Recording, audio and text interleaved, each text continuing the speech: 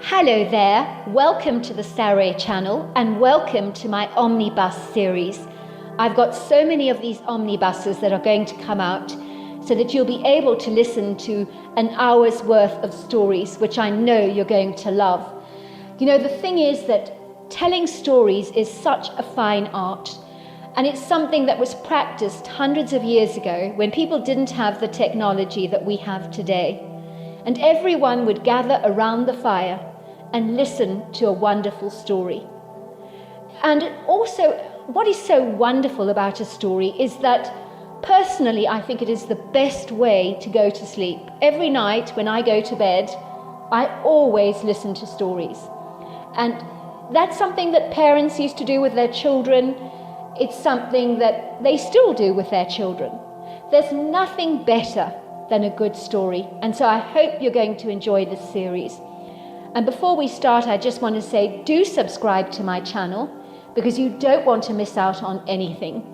Because I'm in for the long haul and I want to make sure that you get the most stunning stories to go to bed with at night or to listen to when you want to be one of those people sitting beside the fire and listening. Don't forget to subscribe to my channel. And let's get started. I hope you're going to enjoy the omnibus. Dear Sarah, and all your lovely listeners. It's a beautiful spring day in West Virginia. The trees only 3 weeks ago were rudely naked, their unblushing immodest boughs brashly vacant of any clothing, for not even a single leaf graced even one of their branches to offer just a brief measure of modesty. The trees had changed so furiously fast. Now their bronzed, vacant, sculptural boughs boasted a plethora of beautiful pink blossoms, and the world had suddenly changed quite dramatically. The skies had become bluer. The gloomy greyness had receded. There was a warm, congenial sunlight plundering audaciously through the denim blue sky. Even the temperature had warmed significantly, so that the piercing coldness that had greeted Olivia most days of the week, when she had climbed out of bed every morning with a hesitant reluctance to do the school run, was now becoming a memory of the past. The winter would be back, of course. It always was. And so would the unashamed barrenness of the branches once again bear their nakedness to her, accompanied by the familiar frosty winter chills and the grey skies, as the cycles of nature rolled ever forward, according to their very efficient seasonal time clock, which was always on schedule, unlike some of the other appointments in Olivia's busy, somewhat chaotic life. Olivia sat comfortably behind the steering wheel of her Ford Ranger truck, listening to some upbeat music, blaring from her interior radio. For the first time in a long time, she felt more uplifted, even inspired. It seemed nature agreed, for she had noticed little birds flying above her with grassy twigs in their tiny beaks, preparing themselves for raising fledglings, while they created their little nests in the trees. Their joyful twitters could be heard across the valley, but one thing that seemed not to have responded to the changes of the seasons was her bolshy, disagreeable, somewhat mutinous daughter Crystal, who recently was like a storm cloud when she returned home, causing chaos in her wake, and with ever-increasing truculent moods that appeared to be getting worse and worse. Olivia would feel the light atmosphere in the house become distinctly heavier the moment Crystal entered over the threshold. She tried to remember if she gave her parents such grief when she was 15 years old. Could she have been as unbearable to live with as Crystal? She needed to ask her mother about that, but she was pretty sure she had not been even a fraction as rebellious and cantankerous as her own daughter. She grimaced as she sailed through the traffic, which was thankfully rather light this morning, although one rude driver had honked their horn at her a couple of times and given her the finger. But Olivia never allowed herself to be upset by somebody else's grievances, apart from those that concerned her own family. Olivia lived and breathed for her children. They were her life. She was clandestinely wondering what it was that the headmistress, Mrs. Beckett, had to say to her about her daughter Crystal. I mean to be called to the headmistress's offices at 10 o'clock in the morning, while her daughter was still in attendance at school, did not sit well with Olivia Jenkins. She knew her daughter's vacillating, capricious moods were as changeable and volatile as the weather of late. It was like when her daughter turned 15, gone was the sweet charming little girl she'd loved so much, to be replaced with a raging hippopotamus. Olivia privately compared her daughter to a hippopotamus, not based on size at all, as Crystal was very slim, but her moods were as large as a hippo. She had recently learnt that hippopotamuses are the most dangerous land animal on the planet, renowned for being pugnaciously belligerent, very unpredictable. Let's just say, at 6,000 pounds, with sharp teeth that can crush a human to pieces, hippos are responsible for killing 500 people in Africa every year. They can make a tiger seem like a docile pussycat by contrast. In Olivia's mind, her daughter had much in common with a highly strung hippopotamus. One minute her daughter could be as light and breezy as a beautiful spring day, very likeable. Then she could suddenly become treacherously cold and uncooperative, and if you dared speak to her in one of her truculent moods, her wounding words could be as thorny as a bush full of stinging nettles or piercingly prickly briars. It would seem getting through to Crystal, while she was in this aloof, frosty frame of mind that was so tangled in knots, was almost close to impossible. By all accounts, even Crystal could not herself decipher what was going on in her own head, and often admitted as much. "I don't know why I suddenly get so angry or so upset," she told Olivia once. "I feel like the whole world is clamping down on me, and I can't breathe. I become so irate, so angry, so frustrated." Olivia had tentatively taken her bashful daughter in her arms and kindly assured her that her raging hormones were the problem. Of course she wanted to believe that this was the case, but there was a little voice in the back of her head that told her there was much more to her daughter's insolent temper tantrums than actually met the eye. Olivia knew that children could be difficult at the very best of times, especially when they became teenagers. And with the daunting pressures and unrealistic superficial influences of social media websites, things had become turbulently choppy for youngsters these days, as they courageously navigated their way through life. She was not unaware that some of these websites were polluted with the filth of people's unkind words that could wreak havoc on an impressionable young girl's self-esteem. She emphatically believed that social media was trouble, as when her daughter was 13 years old, she started tirelessly complaining that she was far too fat and needed to go onto a diet. "I'm so fat, Mummy.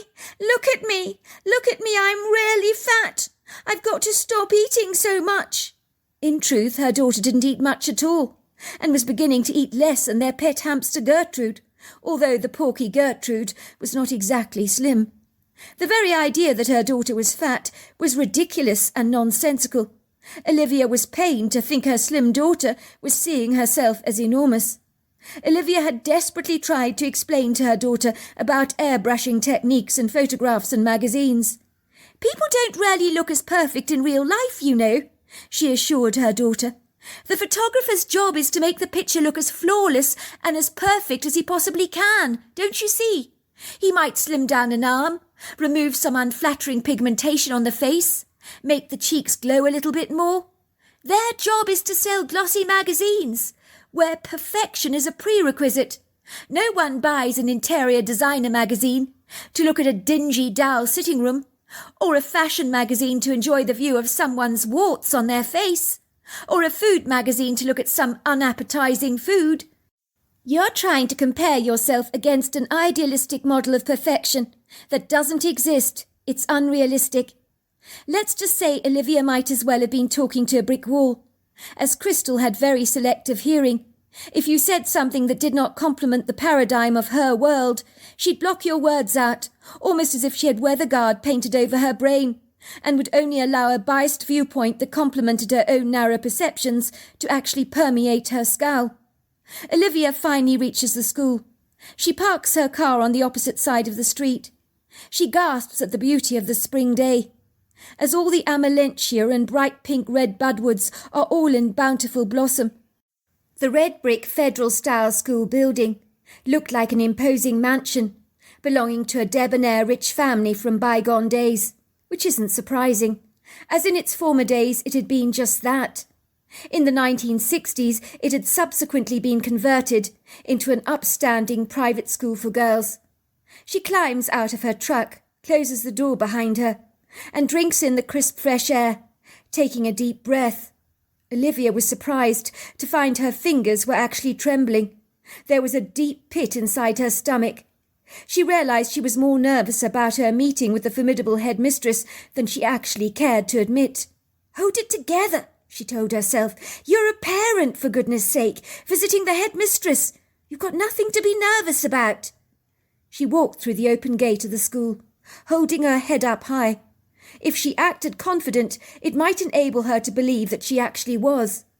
She ambled down the arched corridors, towards the sign with an arrow saying, "Mrs. Beckett, headmistress's office, this way."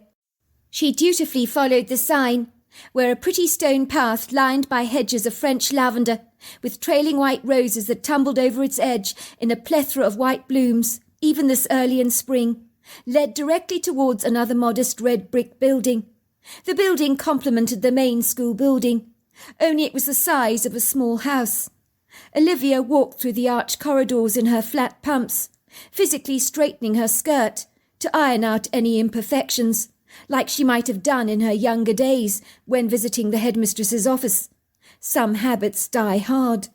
She passed several doors until she finally came to a gleaming white door, with a sign on it that read, "Mrs. Beckett's office."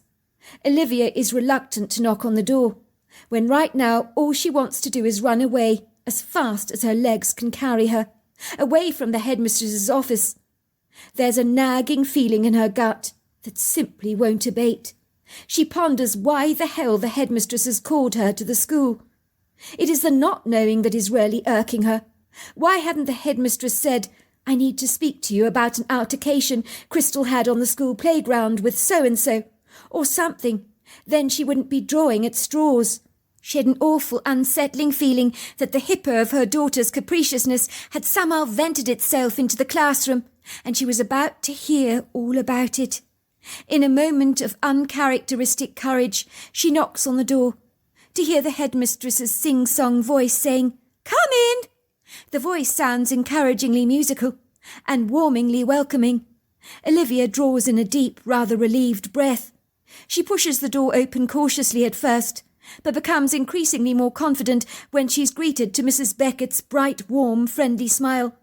"Come on inside, Mrs. Jenkins. You're right on time. I always appreciate punctuality." She points to the upholstered chair that is directly opposite to where she's sitting, that makes her feel for a moment that she's in a doctor's office. But when she glances outside the French windows, where a slight breeze is blowing against the white roses and the tall oak trees covered in young leaves that are blowing in the wind, the office doesn't seem quite so austere. Mrs. Becker smiles at her, following Olivia's appreciative gaze. "Yes, it's lovely out there today, isn't it? I myself will not be so sad to see winter finally behind us. And the blossoming trees, they're everywhere now. It's enough to tell us spring is right here. Now you're probably champing at the bit to wonder why it is that I've called you around today, Mrs. Jenkins." No words come out of Olivia's mouth. A big awkward lump develops in the back of her throat. She nods as she stares blankly at the headmistress, fixing her eyes on the woman's stern but kindly face. Her attention is drawn to the rather eclectic red glasses that Mrs. Becker is wearing, that seem, quite frankly, far too avant-garde and trendy for a rigidly conservative woman like her. But they are very nice glasses, that flatteringly show off the headmistress's chocolate-brown eyes. Mrs. Becker is a woman in her 60s, with a thick head of silvery hair, perfectly set into curls that do not dare go astray. Olivia wonders if Mrs. Becker's secret is a firm hold hairspray. She has to admit the headmistress has an impressively peachy complexion, where only a scattering of very fine lines have audaciously dared to trespass around her eyes. But otherwise her fine skin is almost devoid of wrinkles. She has a very earnest pair of brown eyes that suggest to Olivia that Mrs. Becker takes her job very seriously, possibly too seriously. She looks the type to put fun on the back burner and focus on the big issues in life that need to be addressed. She dresses rather stiffly, like a typical headmistress. Olivia has only ever seen her wearing tweed jackets, skirts, stiff cotton shirts, worn with cameo brooches or a neat string of pearls, and she's always wearing sensible hush-puppy brogues. Mrs. Jenkins, your daughter Crystal has been causing us reason for concern. Have you not noticed anything amiss with your daughter of late? Asks the headmistress, studying Olivia's face curiously. Olivia shrugs her shoulders. Well, my daughter's always been cranky. She's very moody. Gets quite obnoxious, actually, at times. In truth, I think she can be like a charging hippo. She can be very unpredictable.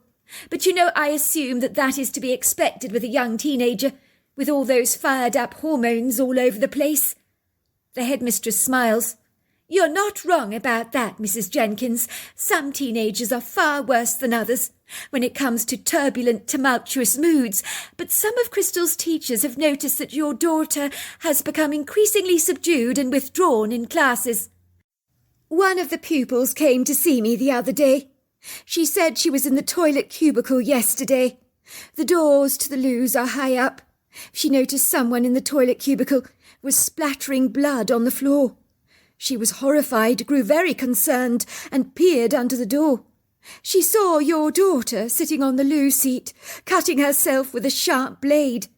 She asked Crystal what she was doing, but Crystal screamed at her, telling her to leave her alone and to mind her own business. I'm incredibly pleased the young girl came to inform me about this very unfortunate incident, and to bring this incident to my attention. She told me that Crystal has been behaving very strangely over the last few months, so it would seem that not only the teachers but even her friends have noticed her sombre, low-spirited, rather despondent mood. I think the young girl that came to see me was actually holding something back that she didn't care to share with me, but I wasn't sure what it was. I imagine it must be something far too embarrassing to tell me. Olivia stares at the headmistress with an aghast expression on her face. I am so sorry, Mrs. Jenkins. This clearly is a dreadful shock to you, she says sympathetically. Something like this is not easy to hear at the very best of times, but I'm sure you appreciate it does need to be addressed. I'm appalled, says Olivia, that my daughter would do such an insane, incongruous thing. What on earth is going on in that head of hers? I'm so sorry, Mrs. Baxter. I don't know what to say. There are no words. Mrs. Jenkins, it's a cry for help. That's all it is. It's not uncommon for teenagers to cut themselves, For some reason the pain that a cut inflicts brings them relief. In a way we might feel relief after a hard day at the office by enjoying a glass of wine to relieve our stress. Or a bulimiac vomits to relieve themselves of the food that they've ingested, which makes them feel so much better. Do you think there's anything going on in Crystal's life, Mrs. Jenkins, that is causing her undue stress? A boyfriend who let her down, perhaps? Some mean comments on social media that have demeaned her self-esteem? Has your daughter mentioned anything that is irking her? Has she been troubled about anything lately? Nothing that comes to mind, Mrs. Becker. Honestly, my daughter has not been terribly pleasant to have around of late. Well, since she turned 15, things have definitely gone awry. I even described her to my husband as a dark thundercloud when she returns home. When she's like that, we give her the space she craves. None of us enjoy being around her when she's like this. My 12-year-old boy, Monty, describes her as being in one of her black rhino moods, which I hasten to say is an apt description. I must admit, when I was a teenager, which is going back a bit, I don't recall ever being this grouchy or peevish towards my parents. I wasn't perfect, obviously. But these days it's a lot tougher on kids, isn't it? I do blame social media. Let's just say at 13 years old, Crystal was obsessing about her weight, declaring she wasn't pretty enough, and comparing herself to magazine covers. So my daughter is ingenuously impressionable, very receptive to other people's impressions of her. She's far too sensitive for her own good, easily hurt, definitely influenced by other people. Mrs. Becker sighs. If there was anything I'd love to eliminate, honestly, it's social media. It outrages me how it can cause so much upset, and that people can be so intentionally mean to each other. I've had pupils in this school suffering from anorexia nervosa and bulimia thanks to the pressures of social media. I'm aware of what goes on with young girls today. I would describe it as online bullying. And the joke is those bullies would never ever have the courage to say outright what they write down in the comments section, where they can remain safely anonymous. It really stinks if you think about it. They call it free speech, but being deliberately mean to someone, no, that's downright spiteful. So what must I do about this, Mrs. Becker? Don't expect me to talk to my daughter about this. She'll jump down my throat if I dare question her about this cutting incident. And then I assure you, she'll become even more irate. The best advice I can give you, Mrs. Jenkins, is we need to all keep an eye on your daughter. I would recommend you sending her to a psychologist who specialises in teenage problems. More often than not, they don't even know why they're doing what they're doing, or why it brings them so much relief to cut themselves. But it is a cry for help that needs addressing, nipping in the bud, so to speak. Something is clearly going on with your daughter. She needs our help. Olivia did not know what to think about what Mrs. Becker had told her. She had certainly not prepared herself for this conversation. Her daughter was cutting herself, and she'd failed to notice. Did that make her a bad mother, she wondered? How long had this been going on for? She had noticed in the warm summer days last year her daughter had always worn long-sleeved sweaters, that had seemed incongruously nonsensical in the steaming hot weather they'd had that year. Could it be that Crystal had started cutting herself all the way back then? Was her daughter surreptitiously hiding a plethora of scars? What the hell was going on with her daughter? When Olivia returns home, she raids her daughter's bedroom, and what she finds is not pleasing. Olivia would never have normally gone through her daughter's personal stuff, but sometimes you don't have a choice in the matter when you need answers concerning someone you love. I'm doing this for my daughter, she tells herself. She noticed squirreled away in her daughter's wash bag are a plethora of blades, plasters, bandages, and antiseptic lotion. The blades are used for removing dead skin from under feet. But Mrs. Jenkins knows that this is not what they're being used for in her daughter's case. She finds a couple of boxes of cigarettes, a half-drunk bottle of vodka lying in a corner of her daughter's closet, concealed in an old laundry bag. Normally such a find would have caused Olivia to become as blue as a berry, inflamed with fury. But the alcohol in cigarettes seem almost benign compared to the sharp blades. It is the secret cutting that is troubling Olivia, as she could do serious damage to herself. If one of her cuts actually got infected, she could end up with sepsis, which is deadly. Olivia leaves the cigarettes and the bottle of vodka in her daughter's bedroom, and surreptitiously removes the blades, having decided she'll say nothing to her daughter, but she'll watch her like a hawk from now on. And she'll be booking Crystal to see a counsellor as soon as possible, and a psychologist, of course. Olivia returns to the school building to wait for her daughter. Fortunately, her son is taken to school and picked up every day by the neighbours, so she never has to worry about picking him up. All he needs to do is to cycle over to their property, and he's given a lift. She parks her car behind a plethora of cars that have all gathered to collect their children from outside the school gates. She sits in her truck to wait, as her desire to talk to some of the waiting mothers has abandoned her. She doesn't fancy listening to their happy chatter, as she is quite convinced that they might have issues with their kids. That was true enough, but in her humble opinion, that having a daughter secretly cutting herself would trump most of their problems. She wished with all her heart she could actually help her daughter. Then she sees her daughter walking to her car. Olivia watches her, as if seeing her daughter for the very first time. Her daughter walks heavily, for one so slender, and warily throws her satchel across her shoulder. She spots Olivia's car, which is hard to miss. It's the same colour as Hermit the Frog, a rather unglamorous shade of green. She walks towards the car with a scowl on her face, and her eyes scanning the ground. When she finally gets to the car, she opens the door and sinks into the front seat next to Olivia, and lets out a huge sigh. "How's your day been?"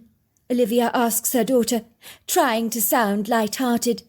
"How do you think it's been?" her daughter growls. "It's been crap as usual." "So what did you do today, sweetheart?"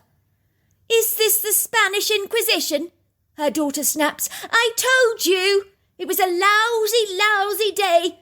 School is so boring. The teachers are boring. It sucks. And there's nothing more to say, so stop asking me all these questions. It's not that bad, surely, darling. I mean, you've got lovely friends at school, haven't you? Friends? Friends. They don't go behind your back and do mean things to you, do they? That's not what friends do. Do you want to talk about it, darling? I'm a good listener, you know. You're my mother. I don't want to talk to my mother about my private life, do I? Did you want to talk to your mother about stuff when you were my age? You make a good point, darling. I never liked talking to my mother when I was your age, but now I talk to her about everything, you know. We're the best of friends now. Well, maybe you'd like to talk to a psychologist. That way you can tell them what's upsetting you. How about that? Who says I'm upset, Mum? She says indignantly. A shrink? Mum, are you for real? Why the hell would I want to go to a shrink? I just thought it might be a good idea for you, darling. It's not something to be ashamed of. People often go to see someone when they need to gain some perspective on their lives. Well, I'll think about it. Good girl. That's what I like to hear. Just think about it then. What's up, sweetheart? Says Olivia's husband, Rupert, as he comes through the front door, placing his briefcase by the entrance hall table and hanging his overcoat on the hook. You look as if you've got the weight of the world on your shoulders.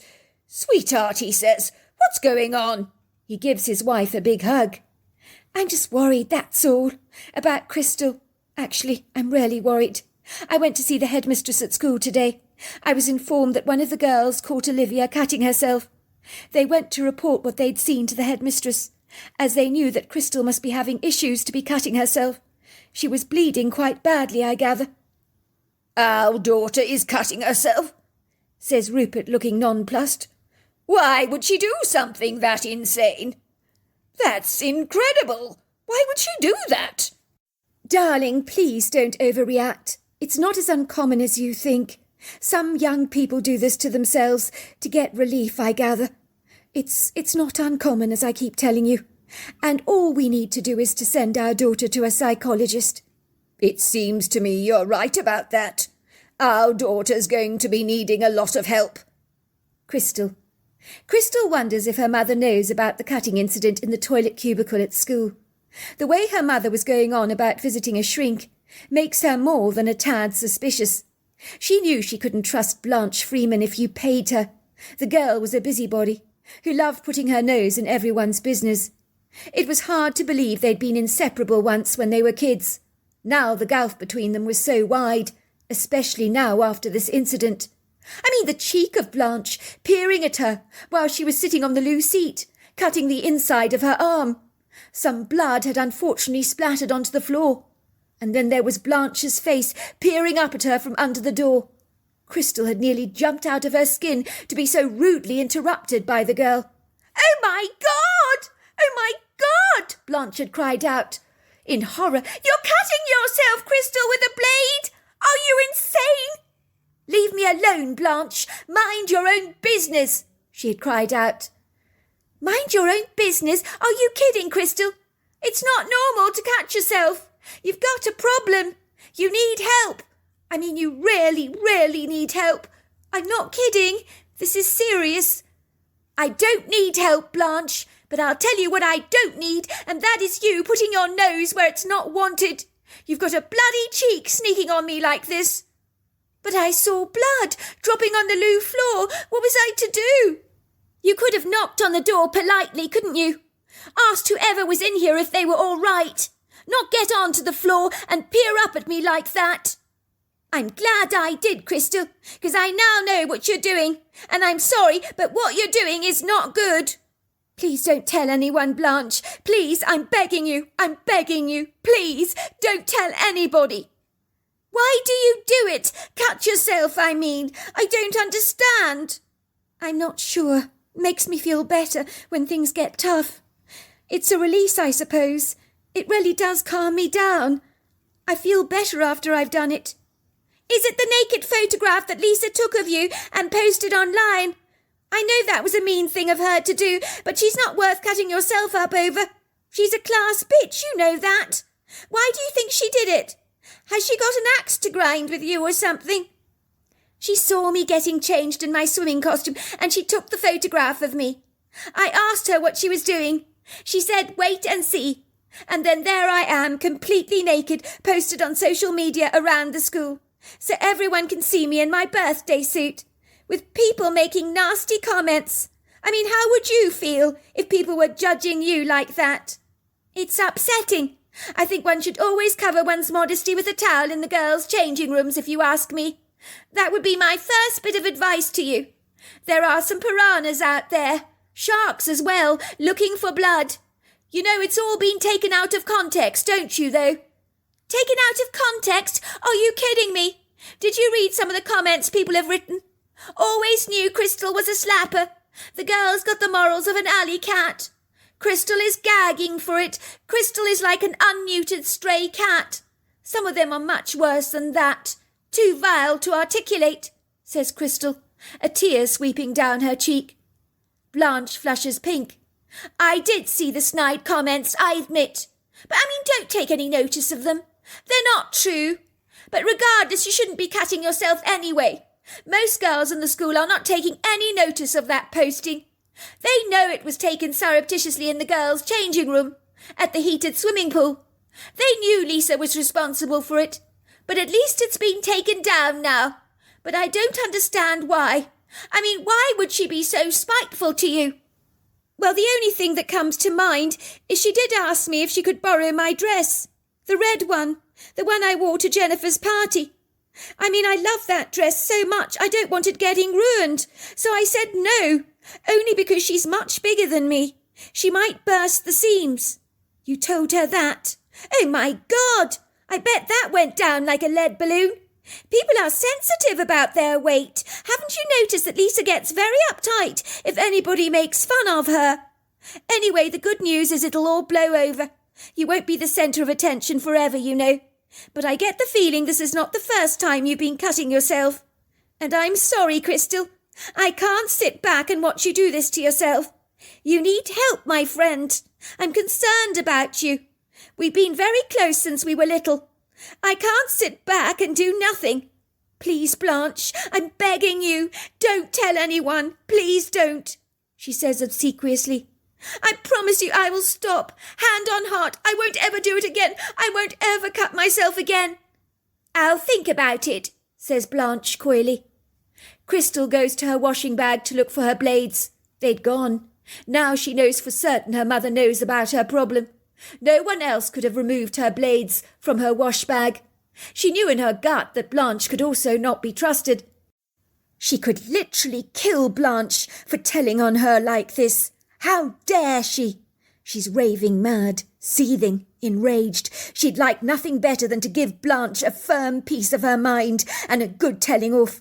She needs to find out who Blanche has told her little secret to. Imagine if it gets out on social media, like the naked picture did. Please, God, she hasn't told anyone in class, has she? Blanche lives not very far from her. Growing up, they'd been very close friends, after falling out over a boy. But in those days, Blanche had always been what Crystal thought was the biggest tattletale tit. It seemed like nothing had changed in that regard. That evening, Crystal sends Blanche a text. Meet me in the Woodgrove, where we used to play as kids, at 12 p.m. tonight sharp. Don't you dare let me down. I need to see you. It's important. Can't it wait until the morning, comes the reply. Or can't you just text me, tell me what the problem is? Are you kidding me, Blanche? I need to see you now. I'm kind of scared of the dark, comes the reply. Too bad. Stop being a wuss. You're 15, not a 3-year-old girl, for God's sake. All right, comes the reply. Meet you at 12 in the Woodgrove. It was 12 o'clock at night when Crystal climbed out of her bed. She hadn't been able to sleep at all. She'd been tossing and turning all night. It was terribly important for Crystal that her father had a good opinion of her. She'd always been his little girl, his perfect little princess. What must he think of her now? That she's some kind of a head case or a freak show that takes great pleasure in cutting herself? Crystal still feels livid with Blanche for betraying her trust, but she needs to know who Blanche has been speaking to. She knows upfront communication is what will work best, not scrawling to her on a cell phone. It's easy to hide behind your words, but expressions are revelatory. They speak volumes, and Crystal needs to look directly at her friend's face to see if Blanche is lying. She can always tell when Blanche is telling porkies. When she lies, she touches her face awkwardly and refuses to meet your eyes. Crystal climbs out of bed, throws on her jeans and sweatshirt and her sneakers, and trots down the staircase of their double-storey farmhouse. The staircase creaks and groans, as it has done since she was a little girl, but the family are used to the noises by now. They probably think Crystal has just gone downstairs for a glass of milk. She can hear the light snoring from her brother's bedroom, and her parents are clearly fast asleep. Her father's snores are particularly pronounced. It's dark in the house, but the night light on in the landing illuminates her path clearly. Gustave, the old big dog, that must be about 15 years old now, looks up from his basket in the kitchen. No one knows what breed he is, but he looks like there's a Labrador, sheepdog and boxer in his DNA. He's a very quiet, rather gentle dog, who's never barked much. He's quite an easy-going character. Crystal strokes his head lovingly. "Good dog," she whispers. "I'm going out. I won't be long. Promise me you'll be a good boy." Gustave looks up at her through congenial dark eyes, as if to say, "Would I be anything else?" Crystal opens the back door of the kitchen, closing it behind her very gently, placing the key in the pocket of her jeans. Even though it's early spring, the nights are still fresh. There's a cool breeze whipping against her face. Crystal puts on her head torch and ambles towards the bicycle shed. Crystal has never been afraid of the dark. She's always loved the soulful evening, listening to the trilling sounds of the crickets and the frogs, while gazing up in reverent awe at the stunning Milky Way. The stars here in West Virginia are unusually bright tonight. The moonlight is not ungenerous. It splashes its soft pearly light across the backyard. Crystal cannot see the definitive details of the trees or plants, but she can see her way ahead. With her bicycle in her hands, she manoeuvres it to the front yard, rolling it forward. She then climbs onto the seat.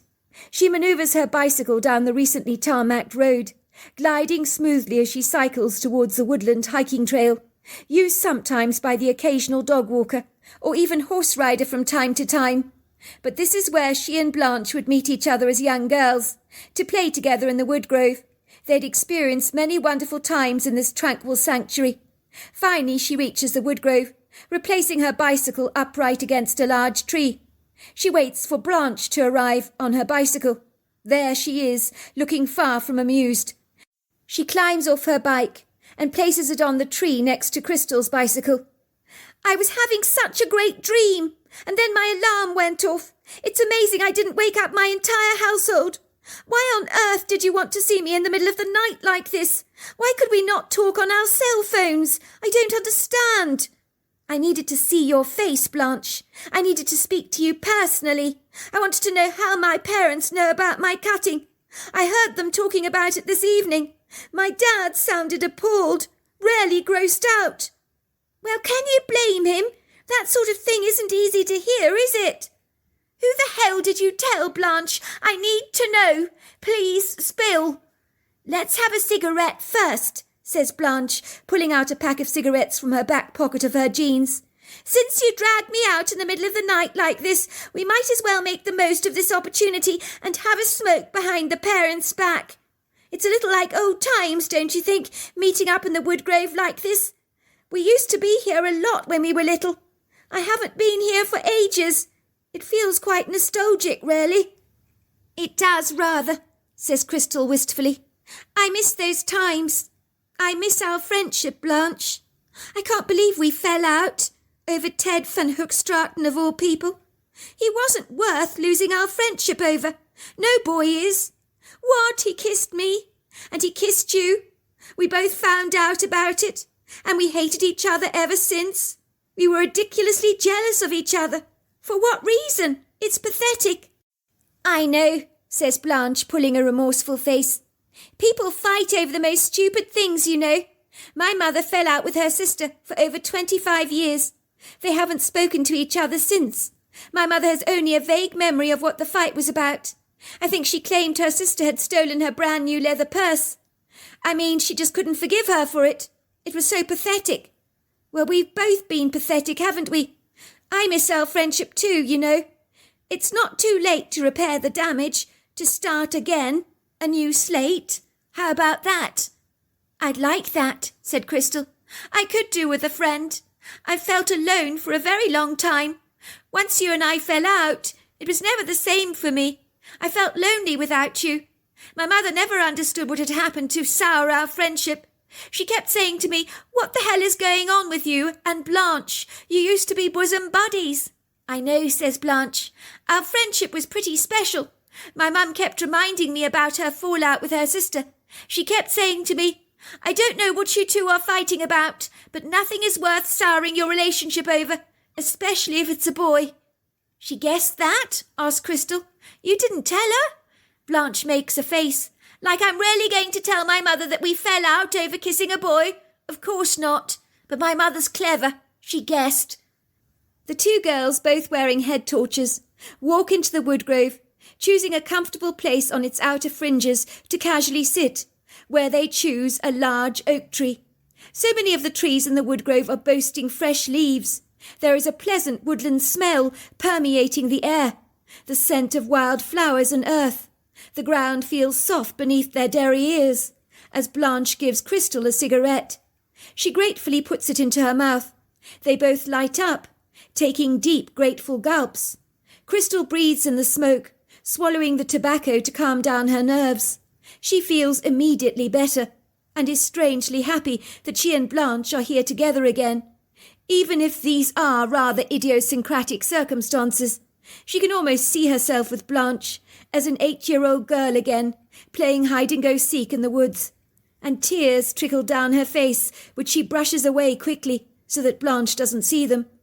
Those had been good times. The woods seemed magical tonight, really magical, with a chorus of crickets and frogs serenading them, as the soft moonlight trickled a subdued but gentle illumination through the woods.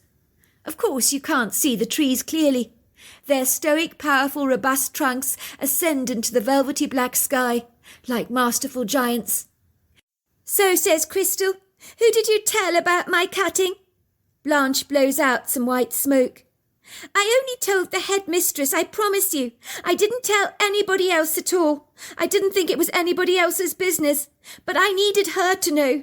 I'm sure she was very discreet, but I do imagine she did inform your parents, and I think it's important they know too, because you do need help. You told the headmistress, says Crystal, gasping. I thought she was the person who would inform your parents. All of a sudden the two girls hear a sound. It sounds like heavy feet are moving towards them, plundering the forest floor with ponderous feet. What the hell is that? Says Blanche, looking at Crystal in abject horror. Something is coming towards us. Whatever it is, it's big, I think. The two girls stub up their cigarettes into the earthen soil, both feeling a rising level of trepidation rising up in their guts. The back of the throat not only tastes of tobacco, but is overwhelmed by a bitter gall. Crystal finds she's actually trembling, but for some reason the girls don't run away. Why they don't even know themselves. It's like they're waiting for the next stage of a movie to unfold, with bated breath, almost as if they're removed from their own bodies, and are watching themselves with an apathetic indifference, as if they're just two characters in a movie. Then they see her. She is standing before them, lofty, majestic, powerful, masterful, imposing, and staring at them with congenial, deep-set dark eyes that give off a bright yellow eyeshine. They know what she is at once. There can be no doubt. She's a Bigfoot. But there is something so curious about the familiar way she's looking at them, almost as if she's known them all their lives. Should the girls not be frightened? This creature is intimidating. 9 foot tall, 4 foot wide across the shoulders. And she's definitely female, as her medium-sized breasts, one larger than another, dangle from her upper chest like empty pockets. She's covered in long flowing dark hair, that even shrouded in the darkness, Crystal suddenly knows is a tawny brown colour. with an auburn hue. How on earth does she know a detail like that? The girls stare at her in awe. There is something so familiar about her. And then the stirring memory comes rushing back with a clear clarity. She remembers falling off one of the trees here in the woodgrove that she'd been climbing. She missed her footing, falling onto the earthen ground. She and Blanche had been playing hide-and-seek together. She began to howl like a baby, and the next thing she found was a big, hairy lady rocking her in her arms, speaking to her in a strange language. It had felt like the most natural thing in the world to be comforted by the bear lady. When Blanche had seen the bear lady cuddling her friend, she'd wanted a cuddle too, and so the bear lady had cuddled them both in her arms, rocking them gently. They were about 8 years old at the time. They loved the bear lady. When Crystal and Blanche had returned home, they told their parents about the nice bear lady in the woods, and their parents told them they weren't supposed to speak to strangers. The Bigfoot moves towards Blanche and Crystal, delighted in seeing them again, and presumptuously sits between the two of them, but they are also thrilled to see her. They remember her. How a memory that had laid dormant for so many years was reactivated, neither of the girls knew, but it didn't matter. It had buoyantly come bounding back into their recall, like a rambunctious puppy dog that does not want to be ignored. The female Bigfoot does what she did all those years ago, rocks them both in her arms again, as if they're 8 years old. Both girls begin to weep. They don't know why they're crying. They don't understand their tears. But the Bigfoot's presence brings them a soothing comfort that they have never known before. Soon her hairy chest is soaked and saturated by their salty tears, but their crying is cathartic. Even the earthen smell of the Bigfoot, it's a woodiness with a slight sweaty, salty smell, rekindles warm, pleasant memories for the two girls, a memory that floods their hearts with a tsunami of happiness. Crystal would later describe it as being cradled in the arms of God, as the Bigfoot's love was like nothing she'd ever felt before. It was like her hurt and pain that had crippled her joy, melted away in a single instant. How long they remained in the Bigfoot's loving hold, neither girl remembers, but it was long enough. Only as far as Crystal was concerned, she'd have happily remained in the Bigfoot's arms forever. It was like bathing in healing waters. The Bigfoot has such a human face. Indeed, her primate influences are rarely restricted to her overlong arms, that are similar to a silverback gorilla's in length, and the unusual shape of her head, that folds neatly into her Herculean shoulders, with a neat sweep.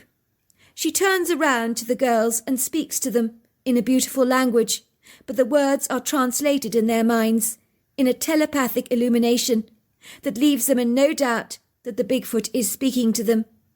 Amaki no bo abasha, obofa amana topola, inita salash, amosida no bo. I'm so glad you came to the woods again. Amoshabi sabonafa, amokida. I missed you both so much. Amokida bona abofa shabina. I loved watching you play in the woods when you were young.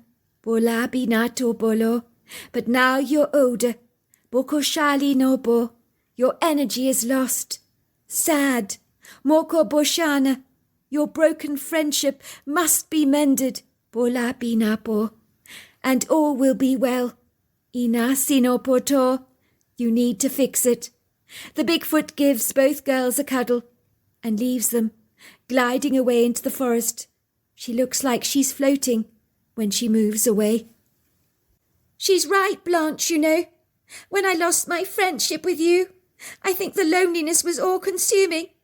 The anger I felt towards myself really just wouldn't stop. I couldn't stop cutting myself after that. I think I found the source of my hurt. I've just felt so terribly alone. Well, we can fix that, can't we, says Blanche, because from now on, we're going to be the best of friends. We've always been best of friends. You're more than a sister to me.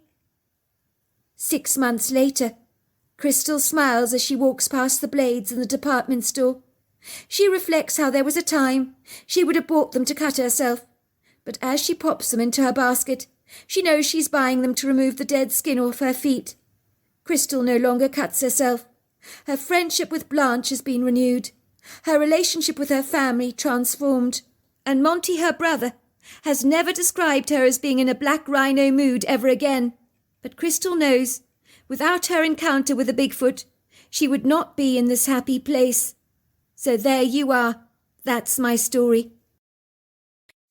Dear Sarah, and all your lovely listeners, it felt like April, as slovenly patches of careless snow sprawled messily about the property here and there, which seemed rather incredulous, as only a week prior the snow in this part of Montana had been knee-high. But now it seemed a slow thaw had suddenly set in, and the remaining snowy patches were beginning to melt as the temperature spiked. Water ran down the long gravel driveway in streams, while lonely icicles hung from the stable blocks and barn, dripping musically in a slow methodical rhythm, like the tick-tocking of a clock on the mantel, 1 drop for every second. Howard was surprised to find that this was the first day he'd been outside, when he wasn't breathing out hot blasts of steamy breath. He smiled happily to himself. The temperature was warming, and this morning there was only one unpleasant reminder of this fact, that spring would soon be on her way. He had discovered the first fly of the season, annoyingly buzzing around his kitchen, but try as he might to put the thing out of its misery, it was to no avail. His fly-swatting techniques had failed him abysmally. Never mind, he hadn't finished with the little bugger yet. Surely the weather wasn't suitable for a Lone Ranger fly, he thought. I mean, there was still a definite nip in the air. At the moment his attention was focused on getting the horses out of the stables into the field, and placing a bale of hay down for them to enjoy. It was always busy on Howard's farm, with 101 things he needed to do. His long-suffering wife had gone into the local town to pick up some groceries, and his 2 children had walked to the school bus stop. Howard would have preferred his children to be homeschooled.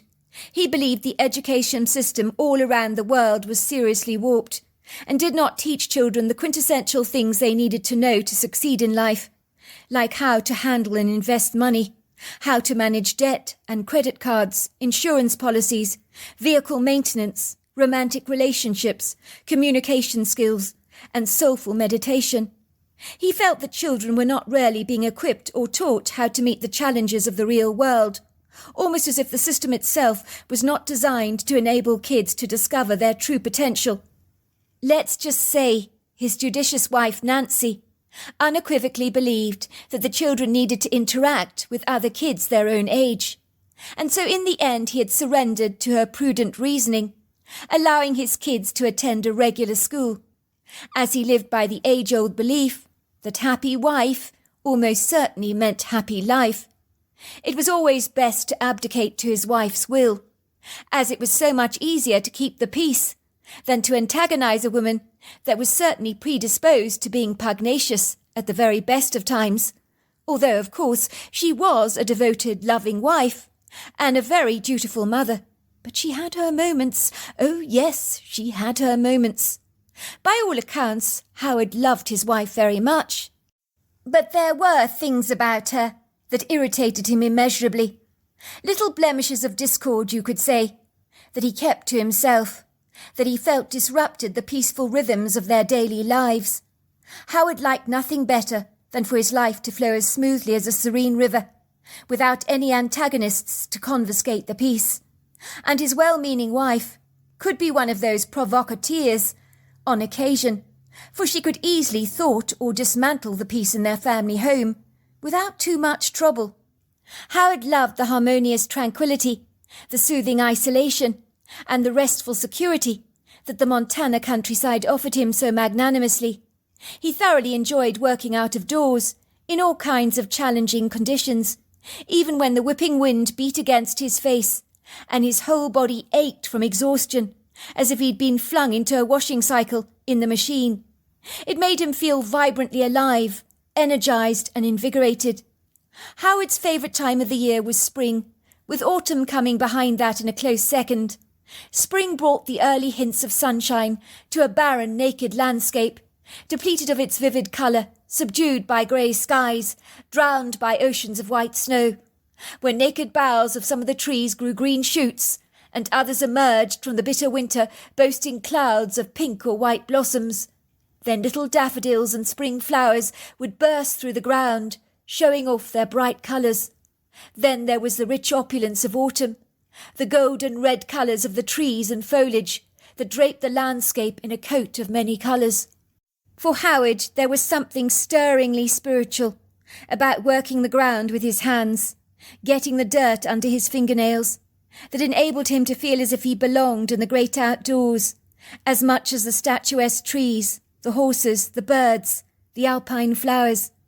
For him, breathing in the crisp fresh air, riding on the back of his magnificent horse through a woodgrove of trees, made his life all the more richer and evocatively meaningful. He wondered how many husbands secretly nursed some pet peeves about their wives, little things that clandestinely might annoy them about the woman that they had married, that they dared not confess or convey to anyone. He was sure he was not alone in this. He was in no doubt that his wife had a long list of things she'd like to change about him too, only she never held back in telling Howard exactly what they were. Suffice to say, his wife Nancy was never circumspect or tactfully diplomatic about expressing her misgivings, as she told Howard exactly what she thought of him, and sometimes her words could be a little prickly, as if you'd got yourself caught up and ensnared in a hedge of thorny briars. Howard knew his wife would never succeed in changing him. He was a chip off the old block, that was for sure. He was mulishly stubborn, headstrong, and obdurate, just like his father had been. Some folks in town described Howard as looking exactly like his old man, with the same cornflower blue eyes, wispy blonde hair, and long, slender, streamlined build. He remembers his mother had tried to change his father. It was never going to happen, and it never did. What was it about women who thought they could come into your life and try to revamp you, as if you were a wardrobe that wanted to be overhauled, or a new bedroom that needed a facelift? When Howard looked at himself in the mirror, he could see the weather had taken a toll on his face, as labouring out of doors means you can't escape its perils. But he had been told by many a woman that it gave him a ruggedly handsome appearance, and he thought they were right about that. One thing Howard did not appreciate about his wife Nancy was she was always tirelessly lamenting, grumbling, and belligerently carping on about the state of his boots when he came in from the barn and had been mucking out the stables. It was like she expected him to appear before her, as if he'd stepped out of a bandbox, with boots gleaming so brightly that you could see your reflection in them, when he'd spent the entire day dealing with manure and working the soil. She would always look at his boots with an enigmatic, rather perturbed expression on her face, as if she could not for the life of her comprehend or fathom why on earth his sullied boots had become so filthy and soiled. To put it in a nutshell, his wife had been a city girl, so she didn't always recognise the ways of the country, and was a never-ending work in progress as far as Howard was concerned. She needed breaking in, like one of his young fillies, and he would be the one to do it, that was for sure. She was tirelessly complaining that Howard was always bringing in the entire farmyard with him when he entered the house. Yes, it was true, he sometimes did trail a little mud into the house, but that was to be expected, for goodness sake. They lived on a farm, not in a fancy opulent apartment in Boston or New York. Howard remembered when he first married Nancy, and she'd moved into the farmhouse with him, which she was resolutely determined to keep as sparkling as a brand new pin. And he did admit she kept a meticulous home. She was good at that. One day he'd turned in from a hard day's working outdoors, when he heard a shrill, clangorous scream permeate the walls of the farmhouse so loudly that the house almost trembled under its ear-piercing vibration. It was unlike any scream he'd ever heard in his entire life. The sound was so dreadful it turned his blood ice cold. Howard had almost jumped out of his skin with terror. At the time he was happily humming to himself in the shower, soaping down his whole body with soap. But he dropped the soap, threw open the steaming shower cubicle, dashed quickly to the nightstand in his bedroom to retrieve his revolver, and darted down the sweeping staircase at breakneck speed, completely naked, covered in droplets of foaming soap that spared no modesty for anyone. At the time his heart thundered violently in his chest like a booming drum, and an adrenaline surge had pounded through his bloodstream like a shrieking train. Something dreadful had happened to his wife. She was under attack. It sounded as if she was being murdered. He needed to rescue his beloved wife from her evil assailant. As Howard bounded through the house like a bull in a china shop, he knocked over a vase of flowers in his haste, where the glass crashed onto the ground, breaking into hundreds of smithereens, and flowers went flying across the floor like a sea of confetti. Finally, he did find his wife, but she was not being attacked by an evil man, as he had expected. Far from it, in fact. On the contrary, he found her standing nonchalant in the entrance hall, pointing a very disapproving finger at a long trail of muddy footprints that had christened her oakwood floors. Howard was astonished. All that shrieking commotion was just over a bit of mud that he'd brought into the house. What was wrong with the woman? Was she completely insane? I mean, who screams like that unless you're being brutally attacked? Nancy had looked up at him in alarm when she saw him holding up the revolver, pointing it in her direction, completely naked, covered with a plethora of foam, wearing a bewildered expression on his face. "For God's sake, Howard, what on earth is the matter with you? You haven't got any clothes on. You're dripping soap suds all over the place. Haven't you heard of drying yourself with a towel before you come downstairs? And you might think of putting some clothes on first. Honestly, I don't particularly enjoy watching you trudging around the farmhouse completely naked. It's very inappropriate. What on earth are you doing with that revolver in your hand? And don't point the thing at me. Do you have any idea how ridiculous you look?" "I'll tell you what is ridiculous, sweetheart. Screaming like that over a little mud that I trailed into the house. You scared the bejesus out of me. I thought you were being murdered." "A little mud, Howard? You brought in the entire barn into the house. It stinks of manure. It's quite dreadful. The only thing that needs rescuing around here are my bloody floors. Look, you've literally plastered them with mud all over the place. And there's no prizes for guessing who's going to be cleaning up this dreadful mess." Howard could not believe his wife screaming like a banshee over a little mud on the floor. It was not going to be easy getting used to this idiosyncratic behaviour after having lived alone in peace for many years, before he finally popped the question and married Nancy. No one prepared you for the adjustments that getting married obviously entailed. It was a pity his wife did not come with a warning sign of contraindications, as he knew if she did it would say, "Danger, highly explosive." Yet it is extraordinary how you can adjust to change, as Howard soon grew accustomed to his wife's indignant screams that were usually connected to him or the kids, something they'd done that had displeased her greatly and ruffled her feathers. In time he'd learnt to ignore them. It was amazing what you could block out if the need arose, and Howard's wife's screams had become like background noise to him, part of the scenery, like the bird song in the valley during the day, and the trills of the crickets and frogs at night. Maybe she'd found peanut butter smeared on the table, a dirty sock in the television room, or coffee spilt on the floor, or someone had put a red sock in the white laundry that had turned everything bright pink, inviting his wife's mouth to tunefully scream a sonorous melody. But no one in the house would respond to her angry outbursts. Even the old sheepdog, Walrus, would give her a wary, deflated look through dark eyes. He would slink away into the shadows to find a more congenial, peaceful spot to lie down, away from that annoying, deafening alarm clock that seemed spasmodically to ring out throughout the day, that rather unelegantly came from the lady of the house. Another thing Howard didn't like was his wife's best friend, Dorothy Maynor. The woman was so incredibly annoying. I mean, she epitomised the word annoying in every single regard. To look at the woman reminded Howard of a turkey. She had several rolls of rather unfortunate loose skin that wobbled underneath her chin, acquired from years of yo-yo dieting, where the elastic reddened skin had been stretched beyond its capacity to ever bounce back. Her unfortunate body shape did not do her any favours either. She carried her ample weight around her middle, like a duck, while she had very skinny legs and huge feet. Howard was surprised that the woman could get any shoes to fit her. Her feet were enormously large.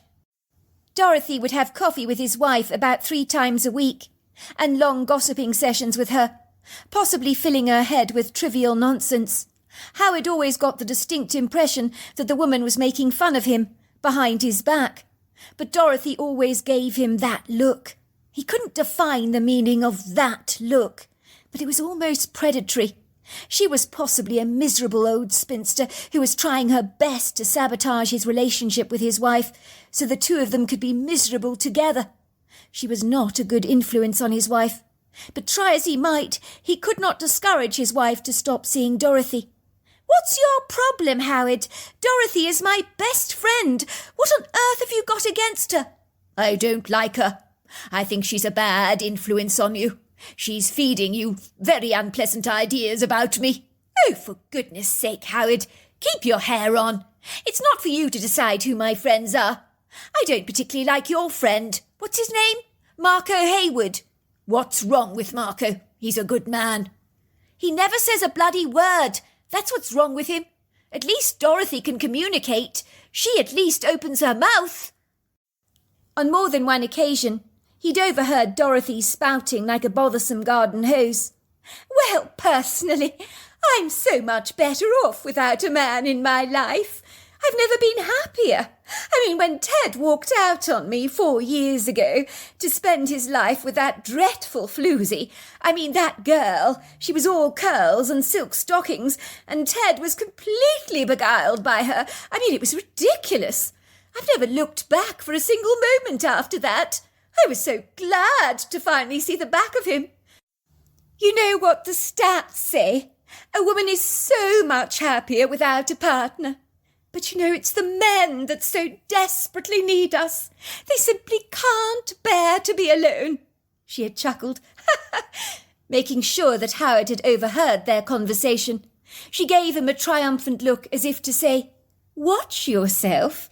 I might just persuade your wife to leave you one day, Howard. And then where would you be without her, you sad little man?" Howard had secretly found himself thinking, "If I was your husband, I'd have hooked up with a floozy a long time ago. To have seen the back of you, Dorothy. Good on old Ted. He did the right thing spurning you." Howard clandestinely surmised that being married to someone like Dorothy Maynor had to be a fate worse than death. It couldn't get worse than that. Yet heads and tails above everything else, the most irritating thing about his wife of late were the long, impractical nails she insisted getting done at the beauty salon in town. Of course, as can be expected, it was her friend Dorothy that had persuaded her to get her nails done so treacherously long, especially when she had discovered how much Howard hated fake nails. "Oh, I don't think I should get long artificial nails done," his wife had protested. "Howard won't like it." "Don't be ridiculous, Nancy. Live a little, for goodness sake," Dorothy had piped. "Since when has your husband dictated to you what you should do with your own body? It's entirely your choice." It seemed his wife had required little persuasion and was now fixated with her new nails. Did his wife not realize she was a farmer's wife?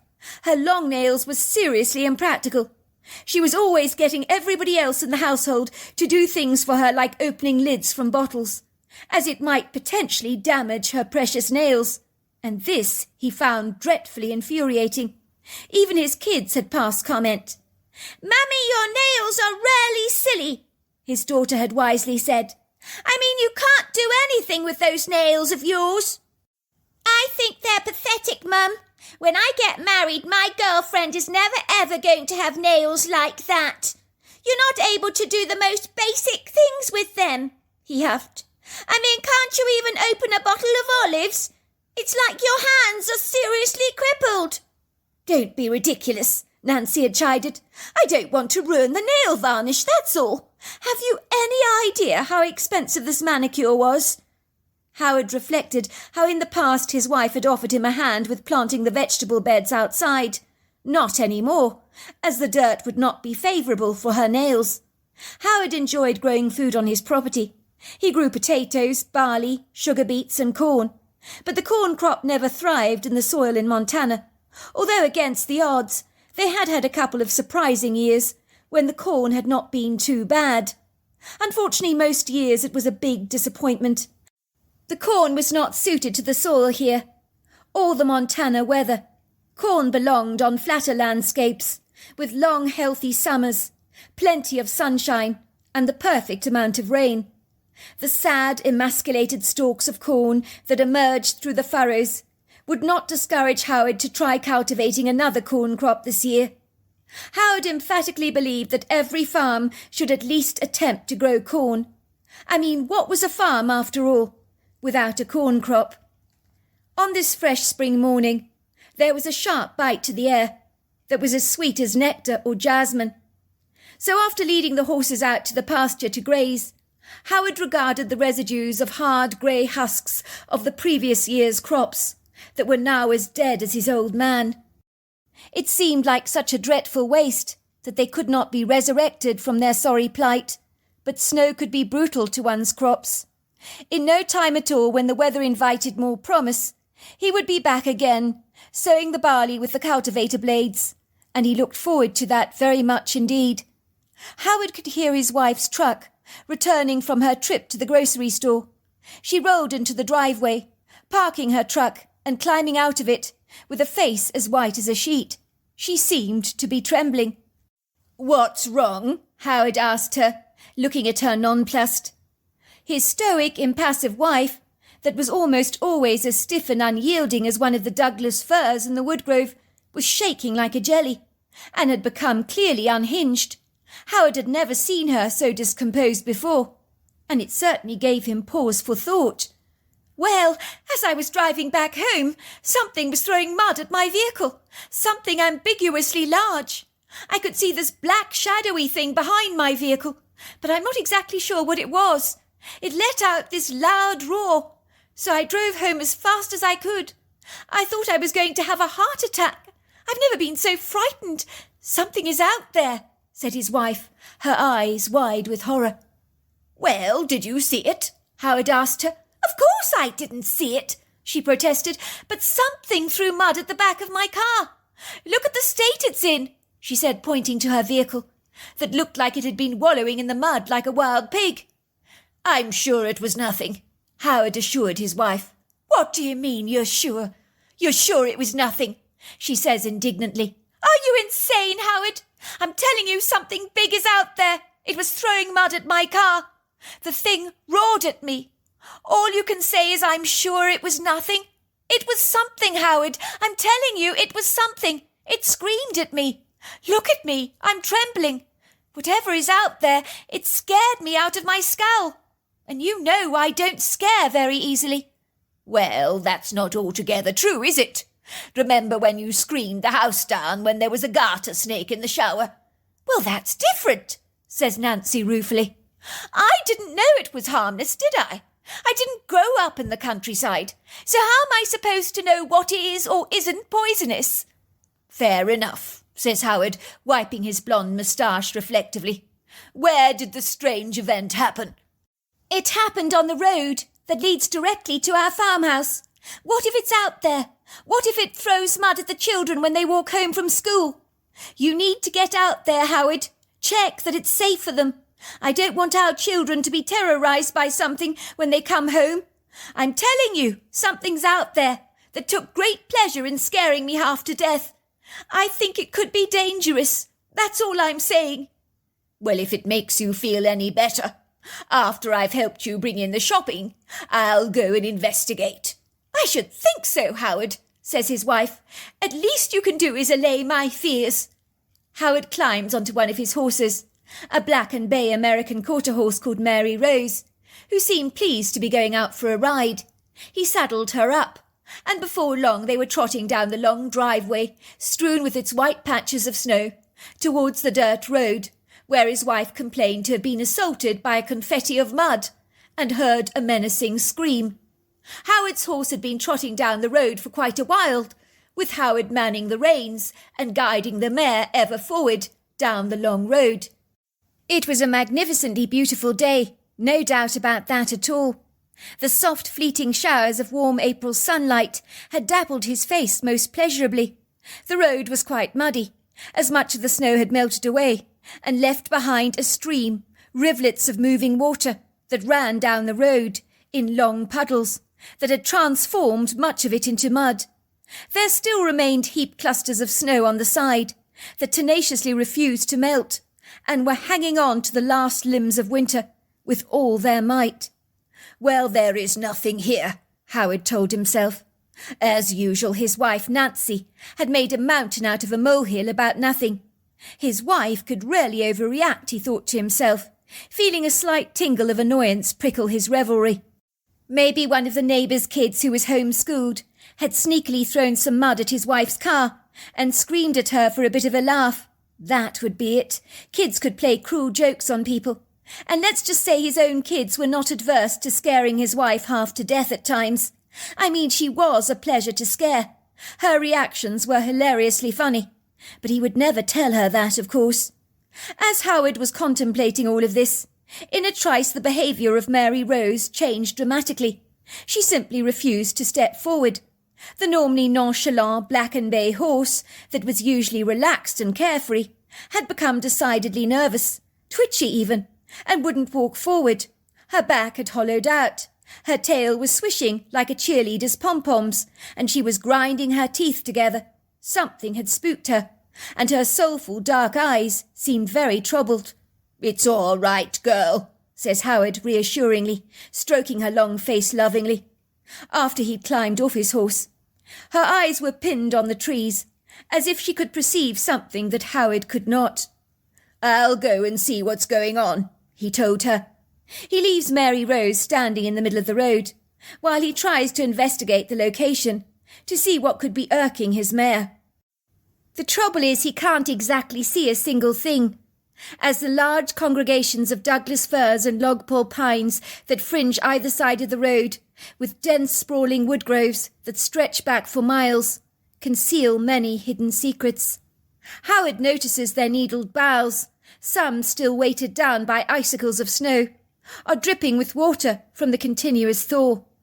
They stand pridefully together, betraying nothing, like towering giants that refuse to disclose what is hiding plainly in their midst. There is something watching him. Howard can feel it. But it was close to impossible to see a damn thing. Yet the bodeful impression he's getting from a pair of unseen eyes sends chills down his spine. Howard knows better than to express any doubts to his wife, so when he does return home, and she rushes to the door, her eyebrows raised in expectation. "Well, did you see anything?" "It was as I expected," Howard lies, surprised at how easy it is to pull the wool over his wife's eyes, if needs must. "If you must know, there was nothing there at all. It was possibly one of the neighbours' kids giving you a scare." "Oh, that's such a relief to hear," says his wife. "Such a relief. You've put my mind at rest. But if those kids scared me like that, they need a stern telling off. That's not a nice thing to do to someone. And that scream! Well, I never." "I'm sure it wasn't a patch on your screaming, sweetheart," says Howard. "How dare you, Howard?" says his wife. "I don't scream loudly." Howard raises a brow. "If you say so, dear."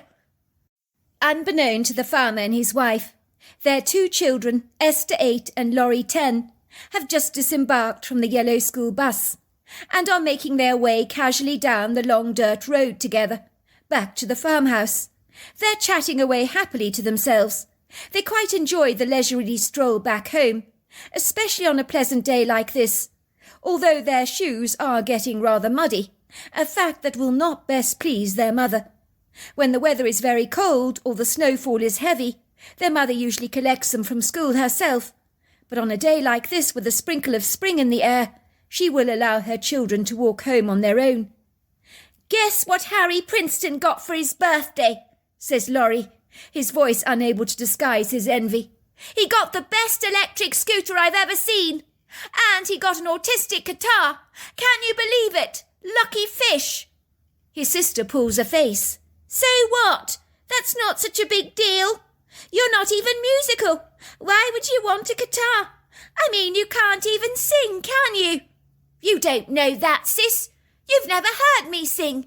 If you must know, I've always fancied learning to play the guitar. Harry's parents have paid for him to have a guitar and singing lessons as well.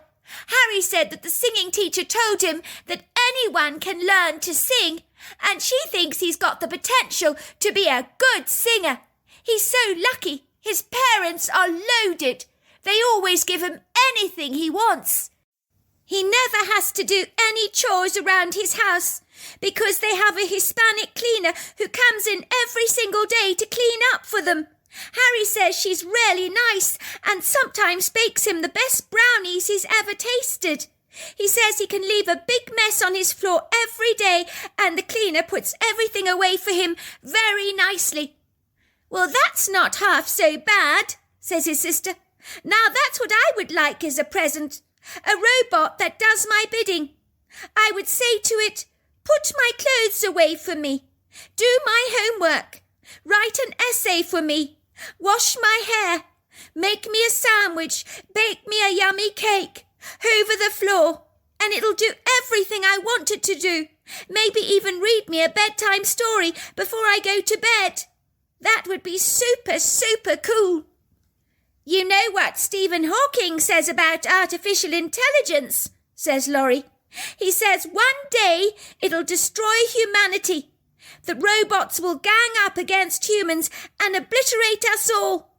He believed artificial intelligence could be our biggest enemy. Well, I just want a robot to do everything I need it to do for me so I can have lots and lots of fun all the time and not do boring, horrible things, says his sister, kicking the path. She stops dead in her tracks. Look at this, she says. Look at this footprint in the mud. It's enormous. Intrigued, Laurie studies the curiously large footprint, retrieving his cell phone from his jacket pocket to take a photograph, putting his foot against the print to reveal how large it actually is in comparison to his own foot. This is humongous, he says. Really, really big. I mean, who has feet this size? What do you think it is? He asks his sister. Do you think it might be a Bigfoot? He says, looking at her with an animated expression on his face, secretly marvelling at the possibility that maybe a Bigfoot had walked down their country road. It was an exciting thought, even if a bit far-fetched, but still, you could dream, couldn't you? His sister laughs, a pretty light musical laugh. Of course not, silly. It must be a bear of some kind. Daddy says that Bigfoots aren't real. All of a sudden, she grows very still. You hear that? Laurie nods. What is it? He says, looking at his sister, as if she might suddenly know the answer. I'm not sure, but I heard it earlier on when we were walking. I notice it stops when we stop and walks when we walk. I think something might be following us. I think we're being stalked. I know it's coming from the trees over there. I can hear something snapping and crunching, leaf litter under its feet.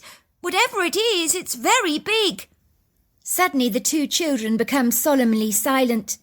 Their former ebullience and casual conversation has wilted away, having been ruthlessly confiscated from them by an unsettling, bodeful feeling that sends electrical tingles of a sharp uncertainty and a heightened sense of foreboding down their spines, while a zillion hairs on the back of their necks stand up on edge. Both children discreetly glance over their shoulders and scrutinize the large gathering of towering trees that congregate on both sides of the road. Their shadowy silhouettes under a hazy blue sky seem ambiguously indefinite, but there is something inauspicious about the energy the trees seem to exude, and both kids instinctively sense that they might be in danger. For they know without a shadow of a doubt that something that they cannot see is watching them. And whatever it is, they get the distinct impression that it's very, very big. I know something is following us, whispers Esther. her eyes round with fear. "We need to walk back to the farmhouse as quickly as we can, but we mustn't look like we know we're being followed. We must act nonchalant." "I agree," says Laurie. "That's what Daddy would tell us to do." He says this trying to keep a calm, stoic, confident expression on his little face. He doesn't want his sister to think he's a wuss, but he can feel an unfathomable fear rising up in his chest and taste the bitter gall spilling in the back of his throat, while the pitter-patter of his little heartbeat begins to drum violently in his ears, and it's so loud he's quite sure that Esther will be able to hear it. How he'd like to run as fast as his legs could carry him, but his father had warned them that running from a predator was asking for trouble.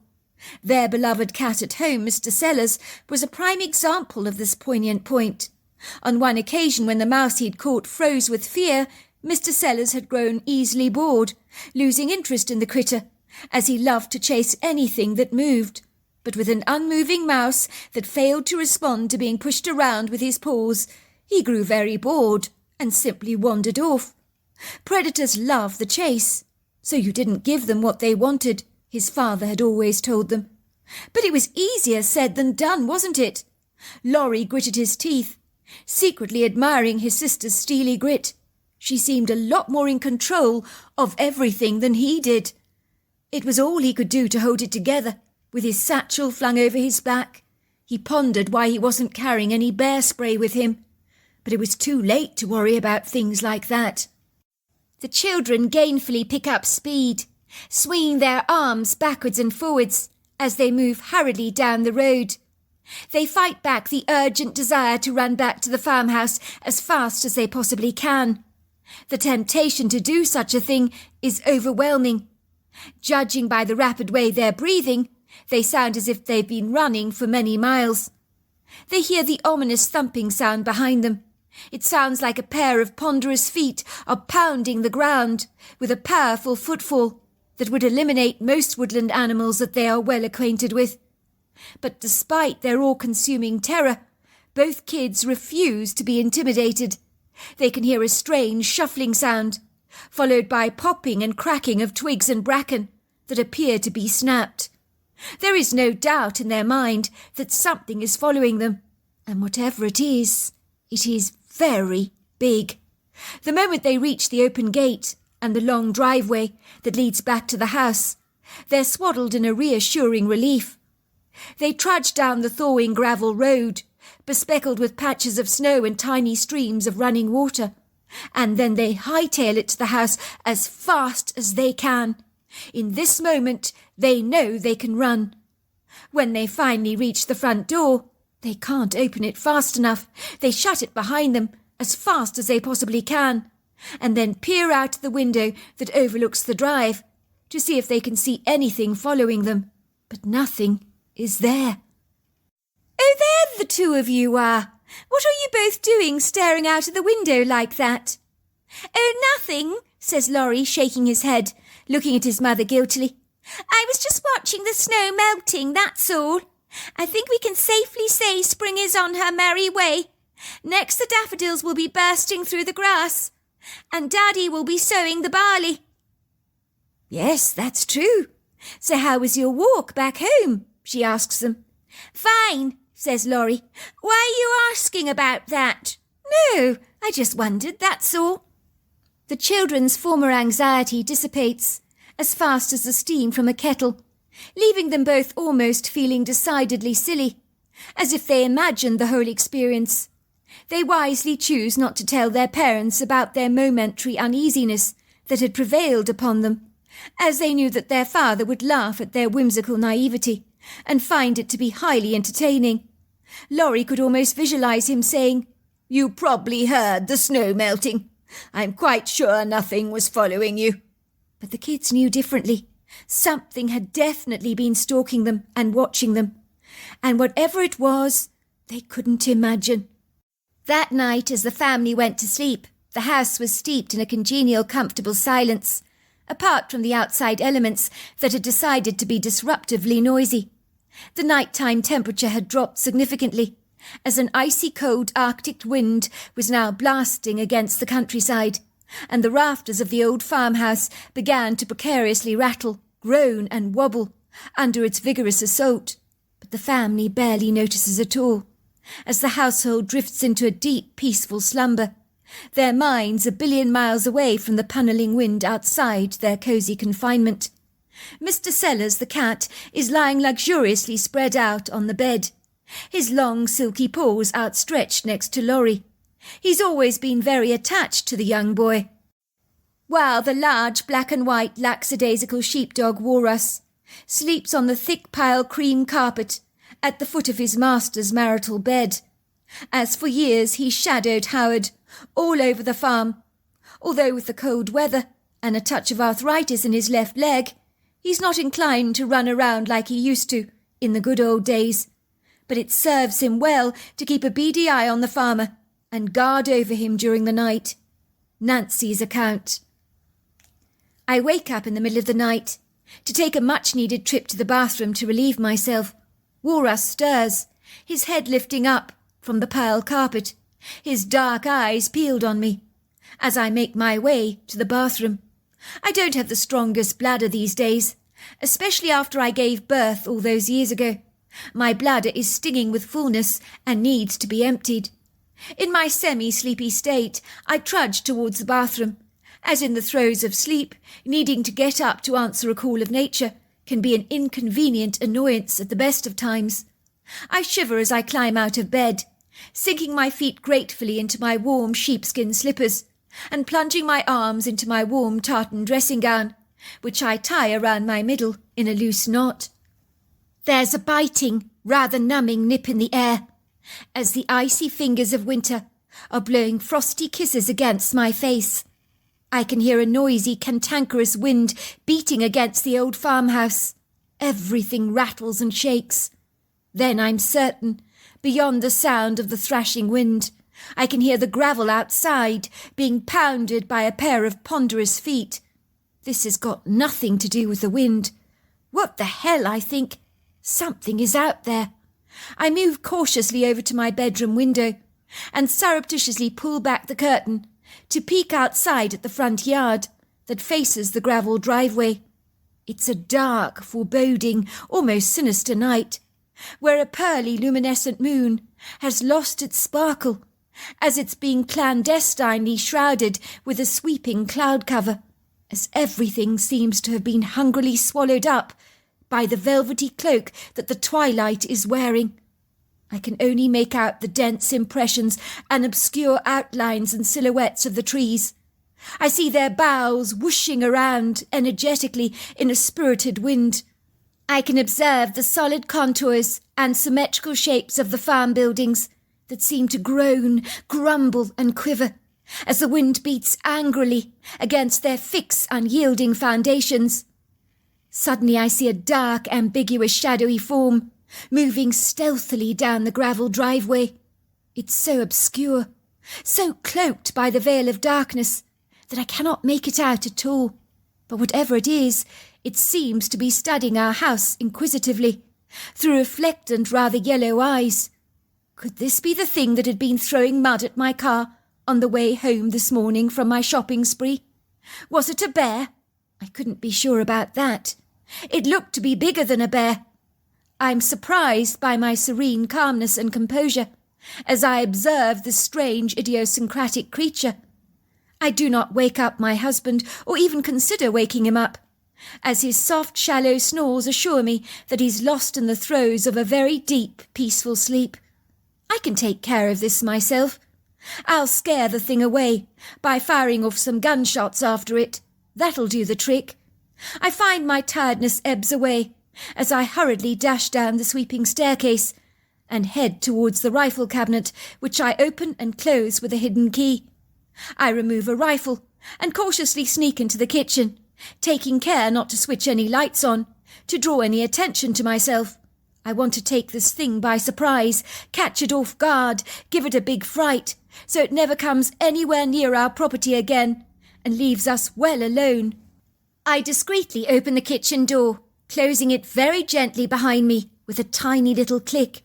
I leave it unlocked and cautiously navigate my way along the side walls of the kitchen until I reach the gravel driveway. The annoying wind is beating against me with its fearsome gusts, but the next thing I know, my rifle is loosened from my hand and falls to the ground, and I feel myself being lifted up into the air and thrown over this enormous creature's back. I try to scream, but nothing comes out of my throat. When I need to scream, I simply can't. My throat muscles seem to freeze up, and I'm easily 8 foot off the ground and being held down by this powerful hand. I can't see anything, only that whatever is carrying me is covered in long, dark, flowing hair. The creature smells of earth and sweat and runs with me like the wind. His gait is smooth, his running agile and graceful, his fast movements seamless. I try to fight back, but my oscillating arms are no match against a creature like this. I don't know what it is, but I do know it's not a bear. It can't be. I can feel the rise and fall of his chest as he breathes. His body is very warm, even though the night is bitter with a biting chill that pierces through my dressing gown. It might be April, but a night with cold temperatures like this, well, the winter hasn't completely loosened its grip. Howard's account. I wake up at 6 o'clock in the morning to find my wife is not in bed. Her side of the bed is ice cold, as if she hasn't been in bed for a rather long time. But I'm not worried. She could be downstairs making coffee. But when I find she's not in the kitchen, and there's no coffee brewing on the side, I am more than a little perturbed. I notice her truck is in the driveway, and there is no sign of her anywhere. She hasn't removed her purse or her coat that she wears when she goes on trips. It's still hanging on the hook in the entrance hall. The kitchen door is not locked. I hurriedly search the outbuildings. To avoid alarming the children, I tell them that their mother is nursing a headache upstairs and they need to take care of their own breakfast this morning. But they're not bothered. They're very efficient children and help themselves to cereal and orange juice, and I watch them leaving our property to catch the school bus. I notice they seem a little apprehensive as they leave, but they can't possibly know their mother is missing, can they? I was about to phone the police at this stage, because I'm not sure what I'm thinking or feeling at the moment. I'm refusing to believe anything untoward has actually happened to my wife. There has to be a plausible, rational explanation for her sudden disappearance. But if there is, I can't actually find one. It's most unlike my wife to vanish like this, but then where could she have got to? I'm trying to function on autopilot, refusing to allow that ominous heavy feeling that's welling up inside me to take central stage of all my focus. Right now, all that matters is finding my wife, rather than persuading a pointless, unhelpful sequence of what-ifs to indulge my thoughts, like a scavenging brood of carpenter ants that would eat me alive for breakfast if given half the chance. As I'm contemplating all my options about how best to handle my wife's disappearance, who should come trudging up the driveway in her familiar bright purple truck but the disagreeable Mrs. Dorothy Maynor, my wife's infuriating friend. She's the last person in the entire world I want to see right now. Why do the most unwelcome, disagreeable people always manage to cross your path at the most inopportune times? She gives me a watery smile. I've come to see Nancy.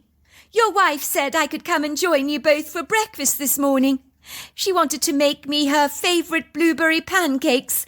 I believe they're rather marvellous. Well, I was about to phone the police, if you must know. I can't find Nancy anywhere. I woke up this morning and she was gone. Gone? Gasps Dorothy, cradling her hand over her mouth. What do you mean by gone? What do you think gone means, Dorothy? Nancy has gone. She's disappeared off the face of the earth. I have no idea where she's got to. Dorothy eyes me through suspicious eyes that study me with a penetrating gaze. You haven't done anything to her, have you, Howard? I mean, you wouldn't, would you? What is that supposed to mean, Dorothy? You think I'm capable of murdering my wife? Don't be so ridiculous. Well, you know the stats. They say you're more likely to be murdered by someone you know than a perfect stranger. What is it about you and stats, Dorothy? You'll be pleased to know I haven't murdered Nancy. I may be many things, Dorothy, but I'm not a murderer. And despite everything, I love my wife. If you must know, I'm about to call the police to report her missing. I don't see I've got a choice in the matter. I don't know where the hell she's got to." "But you can't do that," says Dorothy. "I mean, have you really searched properly for her? The police don't take missing persons reports seriously, you know, until at least 24 hours have passed. That's what I heard once. She must be around here somewhere. Supposing she went out for a morning walk. Imagine how silly you would look if your wife came bounding out of those woods right now, and you've called the police out to search for her." "At this point in time, I don't give a damn how silly I look, Dorothy, with the police. I need to find my wife, and that is all that matters. She's never done this before, gone off for a walk like you suggest. My wife's not exactly the most physically active, athletic person I know. It's not the sort of thing she would do." "You'd be surprised, Howard. Your wife told me she wanted to start an exercise program as soon as possible. She told me that as soon as spring arrived, she was going to go power walking around the countryside." "She never told me that," I say, feeling relieved at Dorothy's revelation. "I just wish she told me this before, instead of just sauntering off without a bye or leave like this. It might have been nice not to have worried about her. The only thing that bothers me is that she would have come home to give the children breakfast, and she didn't. And that is a cause for grievous concern as far as I'm concerned, because again, that is not like her. And she did invite me for breakfast this morning with both of you, and I know she wouldn't forget that," Dorothy admits.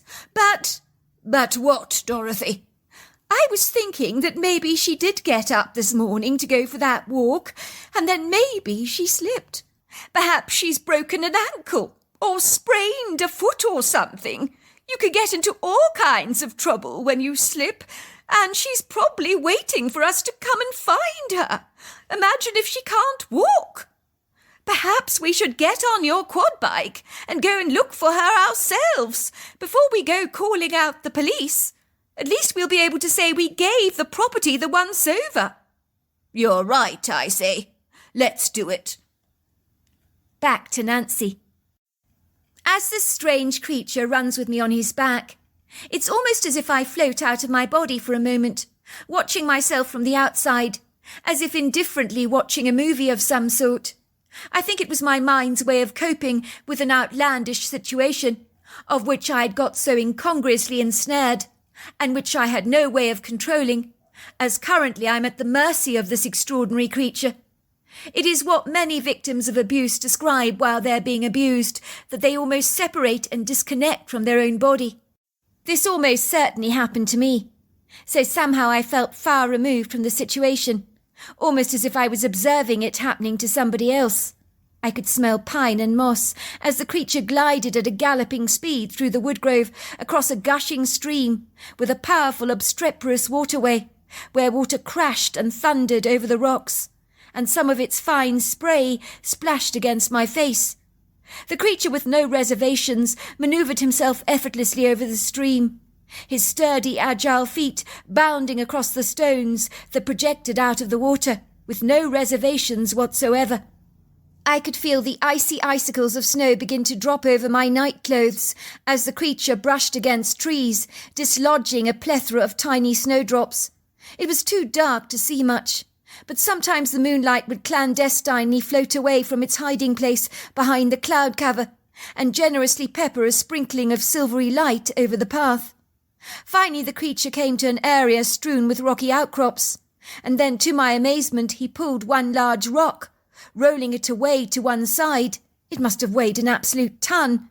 Even in the darkness I could see it was absolutely massive. Once the rock was moved, it revealed beneath it a deep vertical hollow in the ground that looked like a long well.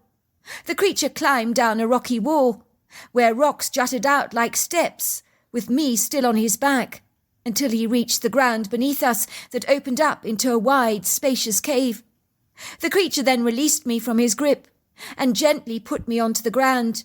I could not see much, it was way too dark, but I could see the outline of this great creature, and he was Herculean in size, at the very least 8 to 9 foot tall, but I couldn't exactly be sure. I could see his yellow eyes watching me, and I was terribly afraid. The creature spoke to me in a strange language, Imatiba bushun obagi nasibo, and led me towards a bed of leaves that was covered with many animal pelts. He beckoned for me to sit down. I dutifully obeyed, as I'd run out of choices, and I sat there with my knees pinned to my chest, staring out into the darkness, while the inquisitive yellow eyes kept watching me. I felt so sure that I was caught up in some kind of weird dream from which I'd surely waken, but I pinched myself, and I knew that I was very much wide awake. After a long while, the creature manoeuvred himself on the bed of leaves, covered with pelts, that was only a foot away from where I was sitting. Then he lay down into a fetal position and drifted into a deep sleep. I was surprised to find his snoring was much like my husband Howard's, which was oddly comforting and reassuring. It was too dark in the cave to see anything. Otherwise, I wouldn't have hesitated to use this quintessential opportunity to try and escape.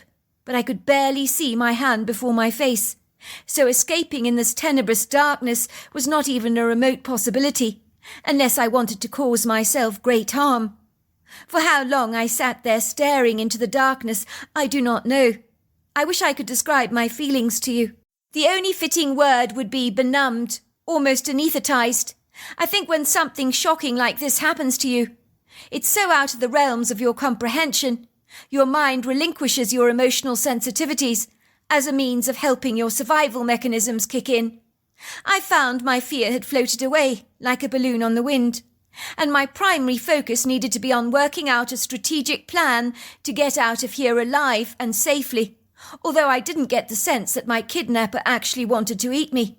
I mean, the creature had spoken to me in a strange dialect which displayed a certain amount of intelligence. I don't know how in a situation like this, dappled with so much uncertainty, that I did manage to drift off to sleep. Perhaps my body knew that it needed some rest. In the first light of the new morning, I woke up to see a generous sunlight sneakily slipping through the cracks in the hole above my head. The creature had managed to roll the stone right back over the hole, even from inside the cave, but enough sunlight had seeped through the cracks on the side of the stone for me to glance around the cave and to see everything much more clearly.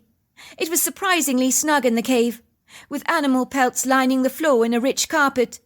There were tree stumps made into chairs dotted around the cave.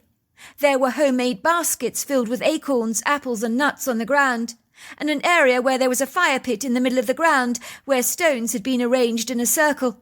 And there was grey ash, and lying in the middle of this ash were some roasted acorns. I knew that once acorns were soaked and roasted in a fire, they were edible, and I could see plastic Mountain Dew bottles filled with soaked acorns on the floor that were clearly being used to extract the bitter tannic acid. I glanced over to the creature who'd been lying on the ground, scrunched up in a fetal position. It looked enormous, like a bear with huge human-like feet, only his feet were heavily padded underneath. Moments after I'd woken up, I heard the stone a long way above my head being rolled right back. Two creatures climbed down the stones that jutted out of the wall, like the rungs on a ladder. They lowered themselves down to the floor of the cave, and that was when I knew exactly what had kidnapped me. I was staring at two enormous Bigfoots, a male and a female. I was to learn later that the creature that had kidnapped me must have been their son. Nothing prepares you for encountering such mighty, majestic and powerful human-like creatures like this. The huge male Bigfoot, standing up at about 10 foot tall, with a face so human that my jaw dropped open with astonishment, was staring at me. He looked at me through deep-set dark eyes, the colour of dark caramel, with a confounded expression on his heavily wrinkled face, which told me unequivocally that he did not expect to see me in his cave. The female is looking equally as surprised, but neither of them look terribly pleased about it either.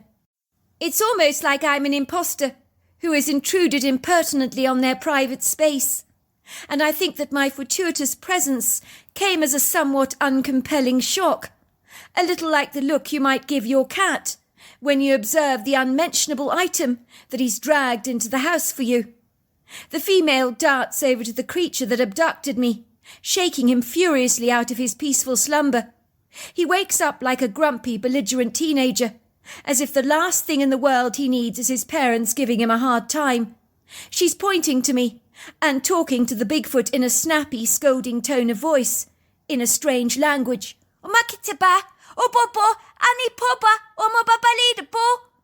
The Bigfoot that abducts me makes a screaming noise in protest, and I recognize the scream at once. This was the creature that threw mud at my car the previous day. That was the noise he was making. The mother does not like it when her son screams. She puts her hands over her ears to block out the sound. She continues to scold the creature that kidnapped me.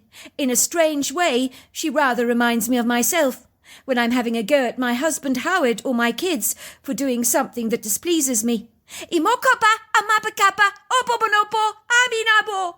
The female Bigfoot, who has one breast much larger than the other, has both hands on her hips indignantly.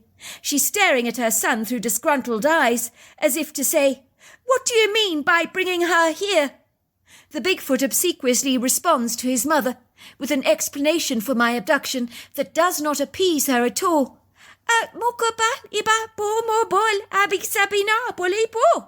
She rolls her eyes at the back of her head like a human, as if to say, "Why doesn't your behaviour surprise me at all?" I almost find myself smiling at their incredible human interaction and characteristics.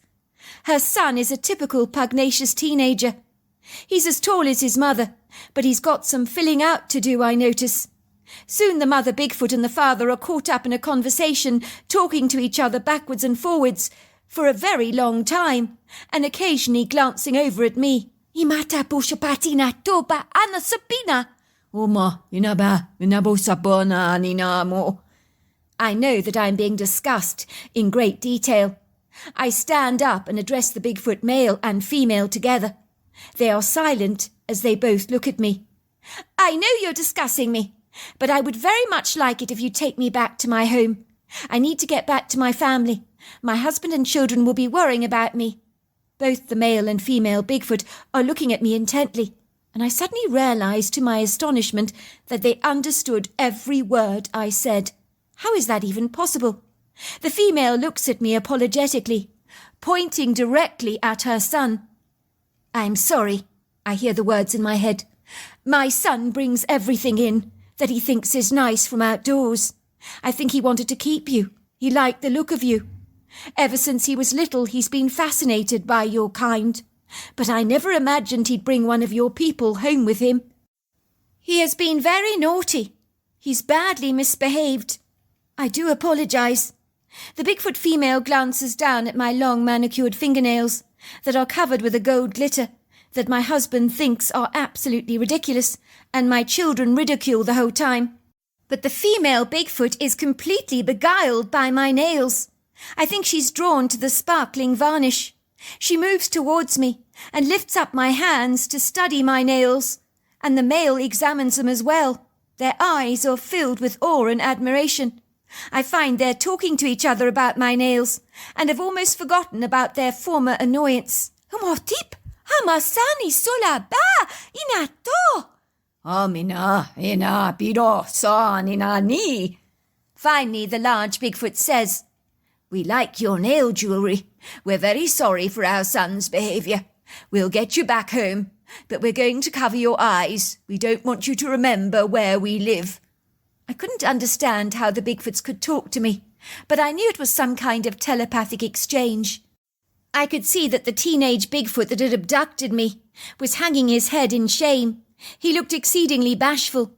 He got up from his seated position and reached out to pat me on the back and said something which I think was his way of apologizing. "Omatina sabuna." I heard the word in my head. "They said I must have scared you. I'm sorry. I took you 'cause you're pretty. I've been watching you for a while, but I'm not supposed to bring you home with me."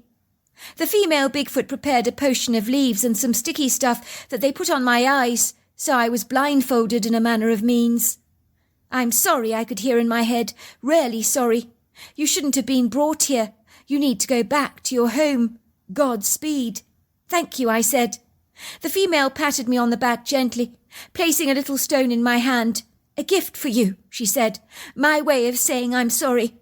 It'll bring you good luck." "Thanks," I said. I couldn't see the stone I'd been given, with a leafy blindfold on my eyes, but somehow I knew I'd always treasure it. Even though I'd been abducted, I knew I was returning safely home. So any fearful reservations I had were now eclipsed. I realized what had transpired to me was a truly unique experience, even if it was remarkably strange. The male Bigfoot threw me over his back and gracefully climbed up the wall, putting one foot after another on the jutting stones. Soon we were out of the opening. The stone was rolled back. I couldn't see anything as he glided with me on his back. He moved faster than a galloping horse. He ran with me so smoothly, with such an incredible agility. I didn't feel any wobble, but the ground did thunder under his heavy feet. I knew we had come to a stream when I heard the water crashing against the rocks. I was no longer feeling afraid and was beginning to enjoy the ride. I felt safe and secure on the Bigfoot's back, and contrary to reports that say the creatures stink, I did not find this to be the case. The Bigfoot smelt of wood ash, pine and forest moss, mingled with a soft, sweaty smell that was not unpleasant. It was actually rather nice. I knew we were in the wood grove when I felt the water from the melting snow trickling onto my face, and I could hear the needled boughs of the trees being whisked in a feisty breeze. The forest smelt magnificent, and the sound of the birds' song was bright and cheery. The Bigfoot put me on the ground, and then peeled back the leaves from my eyes, and removed the rest with some of his spittle. He spoke to me again, and the words that came into my head were, "Do you know where you are?" I nodded. I was in the wood grove on our property. I was very close to home. The male Bigfoot nodded. He seemed satisfied. He patted me on the back. "Omotamasi abolono."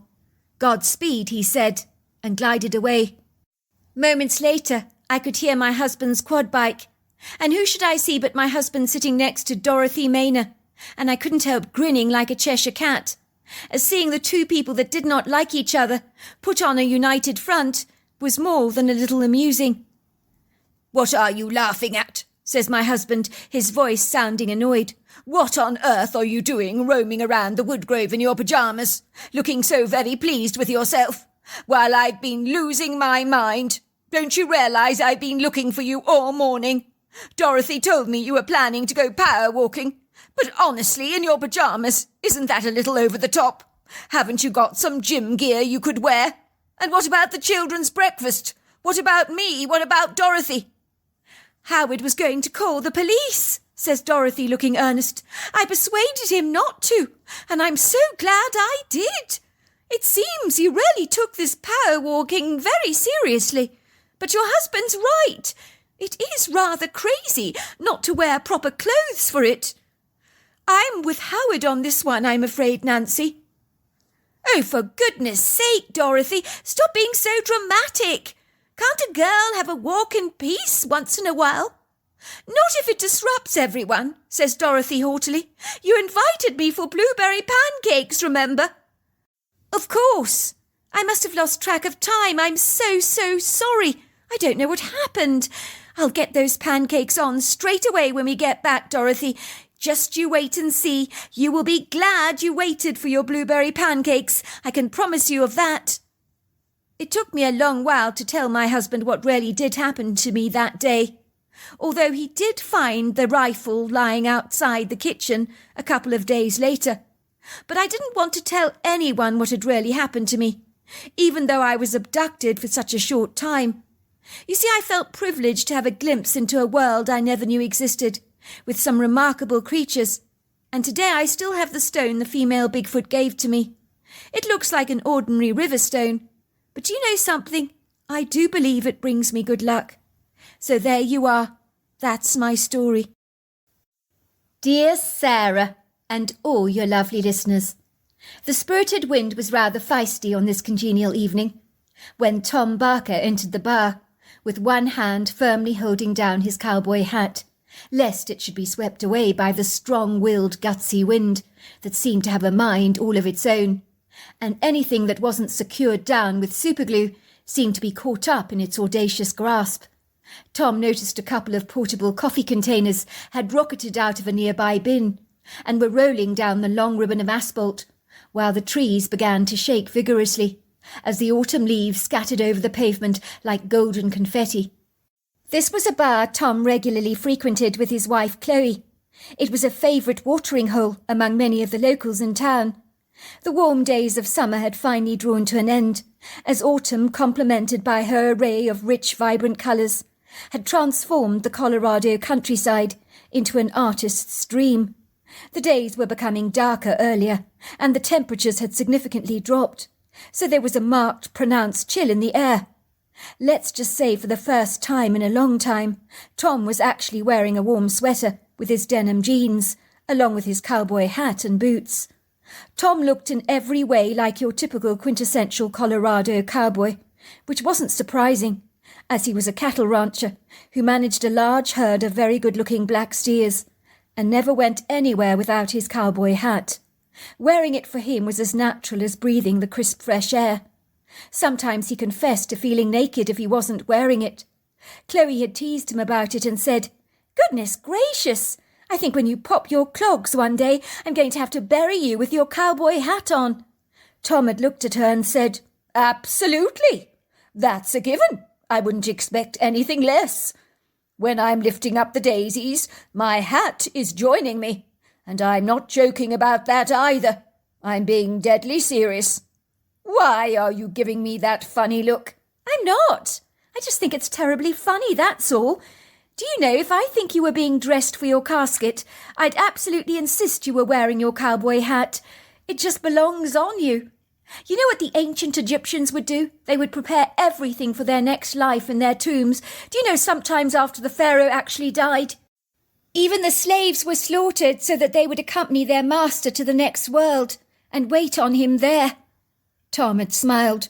"Well, no one needs to be slaughtered on my behalf when I die, sweetheart. I assure you of that," he had teased. "But you mark my words. My cowboy hat is definitely coming with me, and so I'm sure it'll take a serious slaughtering being buried under all those mounds of soil. But like me, it'll have a jolly good innings. What can I say?" "So you don't want to be cremated then when you die? My father says it's so much better to be cremated. It's much neater that way. Not so much fuss, you know." Tom made a disapproving face. "Well, your father would say that, wouldn't he? He's a city fellow. Don't forget I'm a rancher, Chloe. I love the earth. It's the most natural thing for a rancher to want their bones to be buried underneath the soil, like the old traditional ways of the past. Besides, if I have a tombstone, you'll have to come and visit me to drop off some flowers, won't you? And bend my ear, because I promise you one thing, sweetheart. Beyond this life, I will have something to say. You can bet on it." "Don't I know it? You always have something to say," says his wife coquettishly, giving him a naughty wink. Let's just say when Tom did eventually remove his hat from his head, after the sweat and grime from an arduous day working outside, it would make his curly blonde hair straighten significantly and stick to his face. It was only when the day had drawn to a close and he was sitting down on his wraparound porch with his wife Chloe, drinking a cold glass of Cabernet Sauvignon, that he'd give his hat some much-needed time off. He and Chloe would sip their wine, watching the beguiling sunset over the horizon.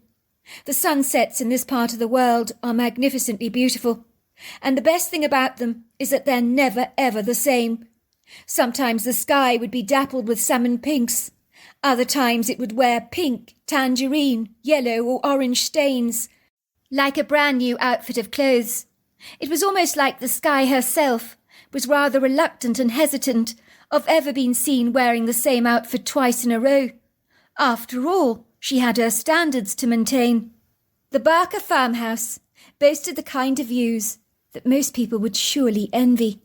There were the towering mountains that would commandeer your attention, demanding to be noticed, for they were spectacular. Their statuesque pyramid-like tips were often bountifully sprinkled with a plethora of glistening white snow.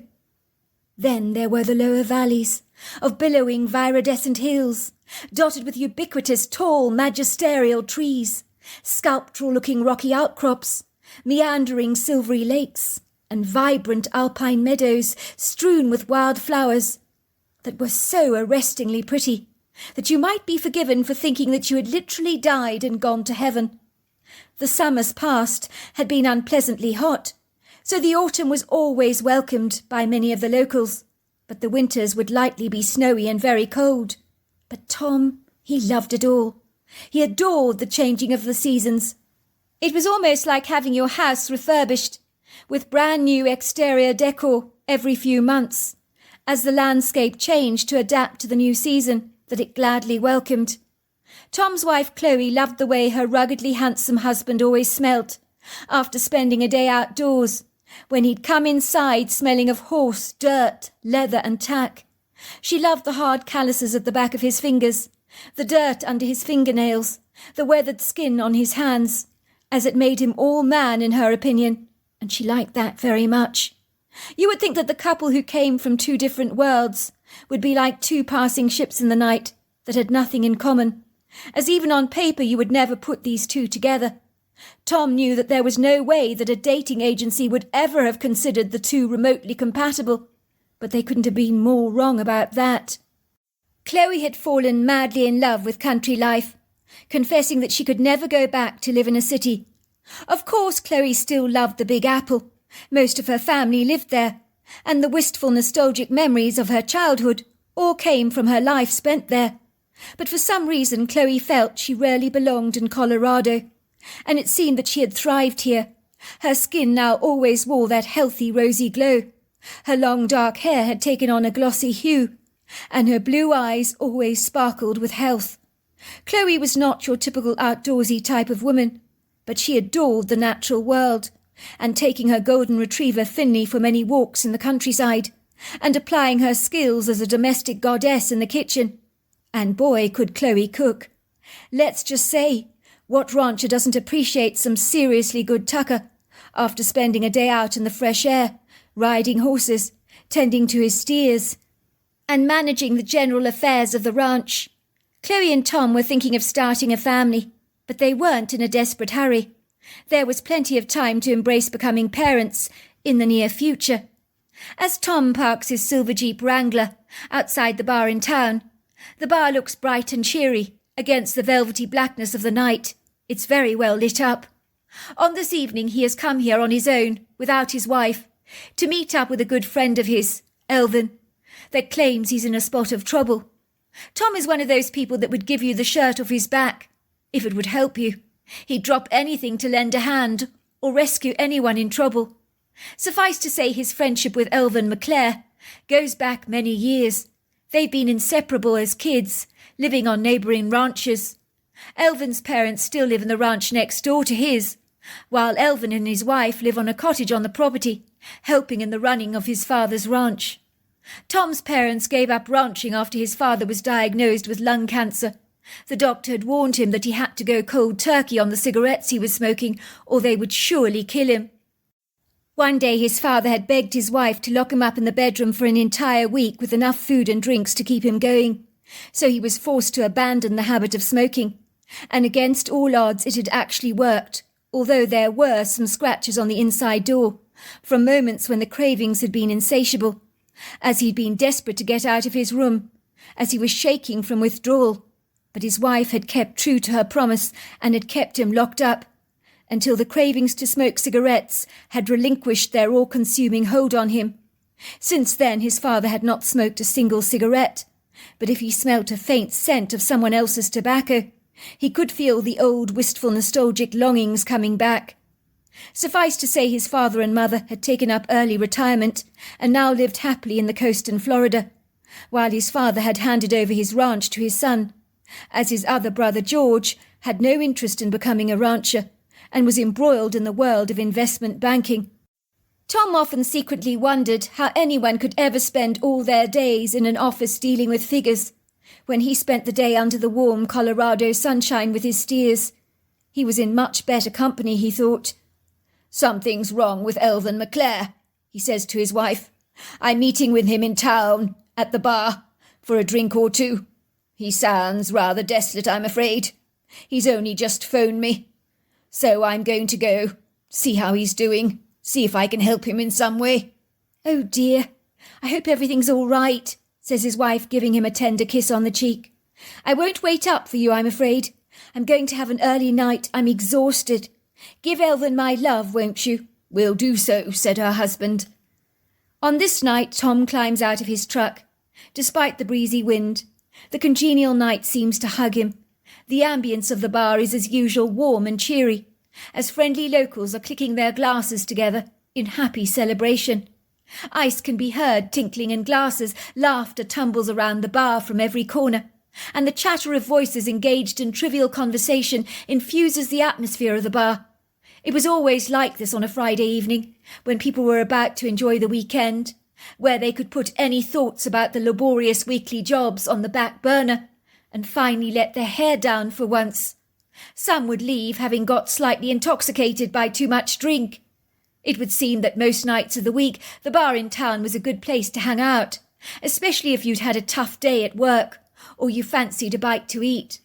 The food on the menu was incredible, with southern classics that did not disappoint, and delicious smells wafted around the bar, from melted cheese, garlic, sizzling steaks, and the fragrant smell of cinnamon and apple, as the bar made a mean apple pie.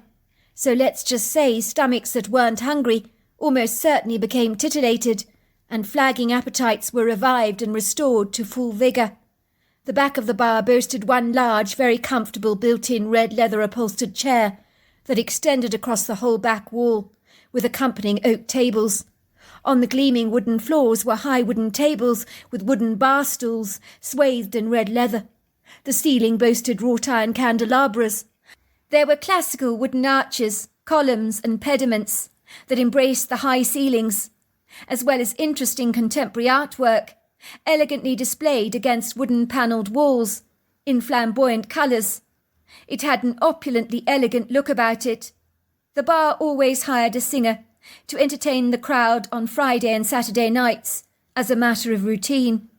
The young blonde girl with her full 80s look of fluffed-out blonde hair that fell down to her collarbone had blue eyes and cute little dimples on either sides of her cheeks, and a rather endearing heart-shaped face. She was wearing a pale tan cowboy hat, a pair of faded blue-cut denim jeans, a sturdy leather belt, and a pale tan Wrangler cotton shirt. She was singing country and western music songs by Reva McEntire and Leanne Womack. She was strumming her fingers to the rhythm of her guitar, smiling happily as she sang brightly. Her singing voice was quite pleasing, although it was somewhat overtaken by the noise of the people that almost drowned out all her songs by their garrulous chatter. But she plodded away unfazed about her songs being somewhat swallowed by the busy activity around the bar. No one was really paying any attention to her, until much later, of course, when she did come under greater scrutiny by some rather intoxicated lager louts who appreciated the blonde 23-year-old woman rather too much for comfort, you could say. The heartbeat of the bar was electric, with a bright, ebullient enthusiasm that was almost certainly infectious. At least it was a happy vibe in here tonight, thought Tom, sinking into one of the upholstered seats behind an oakwood table in the far corner of the bar to wait for his friend. Several locals who knew him had acknowledged him briefly with a friendly nod, lifting up a glass to him as if to toast him, and he in turn gave them a congenial nod.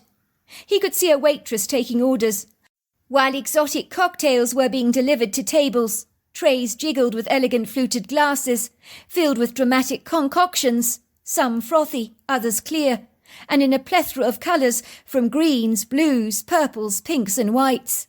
Then Tom saw him, the sorry sight of his friend Elvin McLean, wearing a red and black plaid shirt, a pair of Levi jeans, a heavy belt, and a black velvety cowboy hat. He was avoiding anybody's eye contact, especially with people he knew. He glanced quickly towards Tom, scurrying hurriedly to the table. He sighed as he sank back gratefully into the seat next to his friend. The efficient, friendly waitress arrived on the scene at once, and on glancing at the menu, Elvin ordered a Black Widow cider, while Tom ordered a hazelnut brown nectar, and they both decided to order the house special of Scotch eggs on a bed of seasoned kale. "What's going on, Elvin? I've never heard you sound so down in the dumps before. You said you were in a spot of trouble. What is it? You know a trouble shared is a trouble halved, as my old mother is always saying. I had a fight with a wife this evening, I'm afraid. She's thrown me out of the cottage. She says she never wants to see me again, and that I need to leave. And that's all my fault. She kept telling me it's all your fault. And she wants a divorce," says Elvin, looking so sorrowful. It almost breaks Tom's heart. Elvin, his friend, who always wore the biggest smile on his face, had never looked more downcast or dejected. Growing up, people had asked him if he ever got sad about anything, which was a foolish question for anyone to have to ask, as everybody gets sad from time to time. No one is immune to that, but in truth, as Tom casts his mind back, he doesn't remember a time when Elvin had ever been this sad. But tonight he could win the prize for the most sorrowful man in Colorado, hands down. He looked defeated, as if all the hope for his future had suddenly been vacuum-suctioned out of him.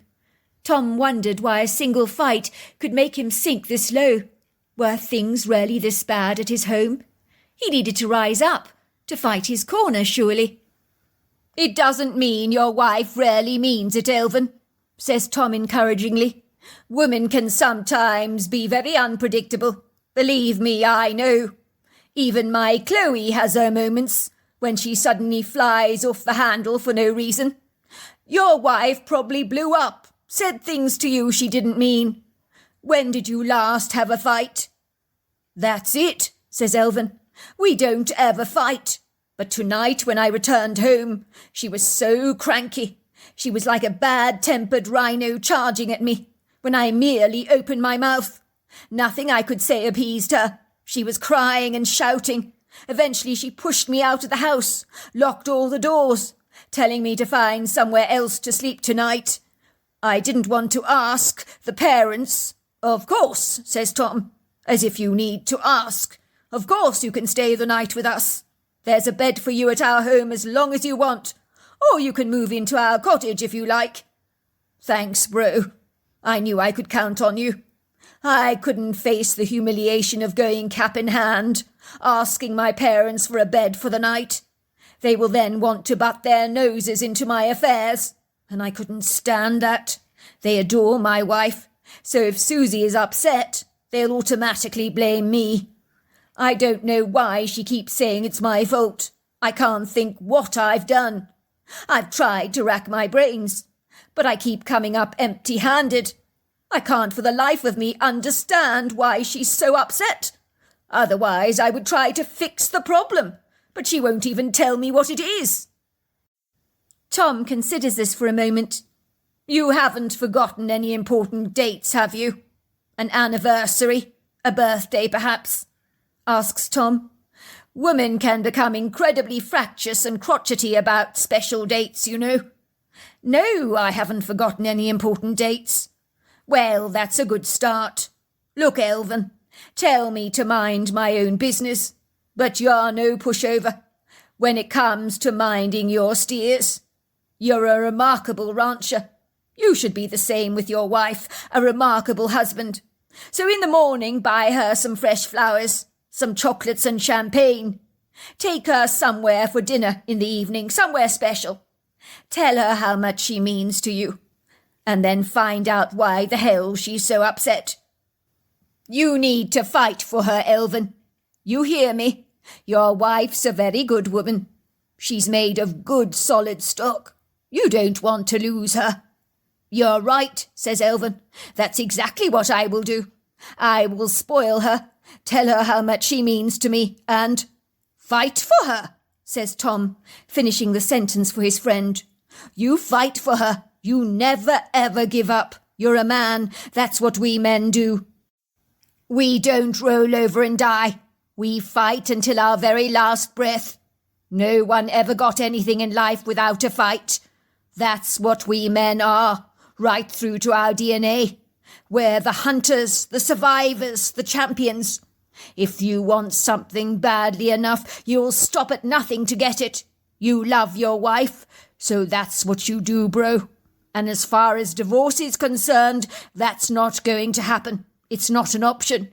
You put your foot down. You point blank refuse. There is no trouble so bad that it can't be resolved. You can turn this around, bro.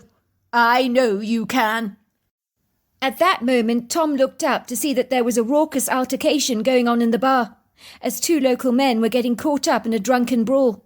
Their raised, inflamed voices conquered every other voice into submission.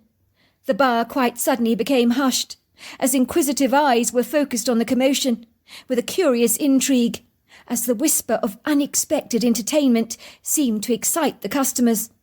Tom immediately ran over to see what was going on. He always looked at any opportunity when he could be of a help.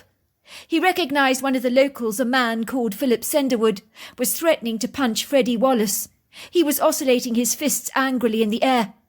The trouble was, when Philip Senderwood became inebriated and 3 sheets to the wind, he had absolutely no memory of his drunken behaviour the following day.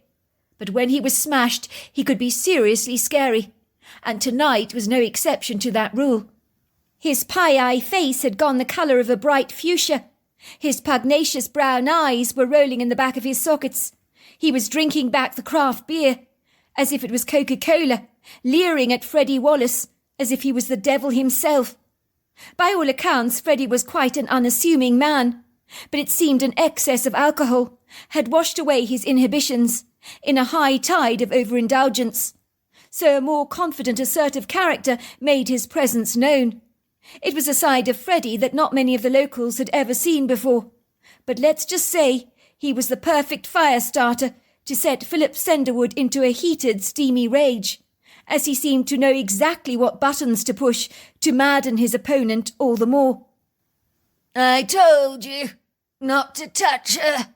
She's mine, he says to Philip. She doesn't like you. I saw you looking at her. She's not interested in you, bro. Look at you. You got a red face and piggy eyes. She's not interested in you. You got a red face. What is all this about? Asked Tom, asking the crowd of people gathering around to watch the altercation, with the bloodthirsty greed of a hungry, insatiable pack of hounds. It's so crazy! Both think the singer fancies them, chirruped one of the female bystanders, chuckling under her breath. She's not interested in either of them, but they seem to think she is. It's nonsensical. Both men have conveniently forgotten that they're married. It's their wives I feel sorry for. They're making a sorry spectacle of themselves tonight. Philip fights back indignantly. She's not interested in you, 'cause you're so dopey. You're pathetic. No woman would ever like you. I mean, look at you. She's interested in me, not you, says Philip, chuckling, trying to find some stingy words. But in his drunken intoxication, his vocabulary has somehow abandoned him. You're a moron! A moron! You're a moron! You look like a loser! A real loser! Philip's wife, sitting a few seats away, looked like she's about to come charging over to her husband to feed him the riot act. Her cheeks burn with shame, while the ample flesh under her chin jiggles in indignation. But her kindly girlfriend is talking to her, trying to calm her down.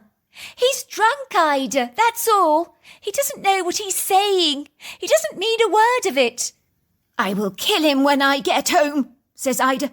He's been ogling that singer all bloody evening, and I'm his wife. Do you have any idea how embarrassing this is for me? I want the ground to swallow me up whole. I know, Ida, but it's not your fault. It's the drink speaking, you know it is. In the cold light of day, I'm quite sure your Philip wouldn't even give that pretty singer a fleeting glance. Never! You're the apple of his eye. Philip's wife seemed soothed by the kindly woman's reassuring words, but it certainly didn't stop her giving her husband dagger looks. She clearly was desiring to kill him. The crowd watches curiously as Freddie's wife tries to pull her husband away from the drunken proceedings and away from Philip. Would you please stop this fight right now, sweetheart? You're embarrassing yourself, can't you see that? Everybody's staring at you. Who are you, big fat cow? Asks Freddie, staring at his wife, as if he didn't know who she was. Can you not see I'm talking to this man? He says, pointing his glass of drink at Philip. I'm having a very important discussion with him. Very important. He's trying to take my girl from me. He's trying to steal my lover. Freddie, I'm your wife. That singer is not your girl. She's not married to you, and you're making a fool of yourself over a woman that thinks you're a very silly person, I'm quite sure. Everybody is watching you. Now come back with me to the truck right now. I'll take you home. You've had quite enough to drink. You're as drunk as a skunk. Put the rest of that drink down, she demands, removing the drink from his hands and putting it on the table. He looks at his wife impetuously, grabbing the drink right back and tossing its remnants at the back of his throat, like a hungry garbage disposal. He's a skunk, laughs Philip. An ugly, ugly skunk. He smells like a skunk. She doesn't fancy you, bro. It's me she likes. She likes me, and she's coming home with me tonight.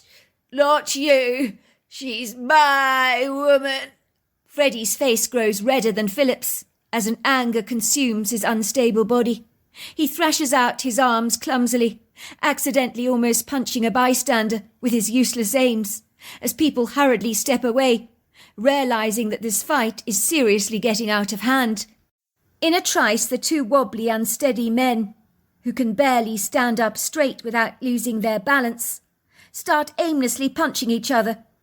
It is Tom who successfully breaks up the drunken brawl by interceding, but it seems Philip has just succeeded in acquiring a bloody nose for himself. The blood is trailing down his face, but unfazed, he continues to mumble all kinds of rude, drunken innuendos under his breath, many that weren't exactly audible. Tom grabs Freddie and helps his wife maneuver him out of the bar, but he's pugnaciously belligerent and staggering around the place like a wobbly table that has lost two of its legs and is exceedingly unstable on his feet. But finally Tom manages to guide him into the truck and places him down on the seat with a great deal of difficulty, as the man is waving his arms around furiously. He called me a skunk. He called me a skunk. I'll get him for that. I'll get him for that. Freddie still looks bemused, very spaced out. He continues to stare at his wife with wide eyes. Who are you? He says again. I'm your wife, sweetheart, she says, looking up at Tom apologetically. Thank you so much, Tom, for helping. I don't know what's got into him tonight. He doesn't normally drink like this. He's completely lost his mind. He doesn't even know who I am. Well, I'm sure he's going to need a hangover cure in the morning, says Tom. He probably won't remember a single thing if you ask me. Don't you worry, Tom. By the time I've finished with him, in the morning he'll remember every damn thing, every detail. I've never been so embarrassed and ashamed in all my life. Don't be too hard on him, says Tom. It's nothing personal. When people get drunk, they can say the most outrageous things that they don't actually mean. Everyone clapped cheerfully when Tom returned to the bar for so gallantly having broken up the fight. The bar manager gave him a drink on the house, which Tom refused because he needed to drive back home. The singer looked very bemused to have been the object of two men's appreciation, where a fight had ensued over her. Philip was being helped into a cab with his wife, who had not said a thing, but the expression on her face was furiously enraged, and Tom knew that in the morning that Philip would be subject to quite a telling off by his wife, and that, complemented by a hangover, would not be an enviable experience by any manner of means. Tom wondered how many craft beers both men had drunk to become this bladdered. Perhaps it was better not to know. In some cases ignorance was bliss, and this was one of them.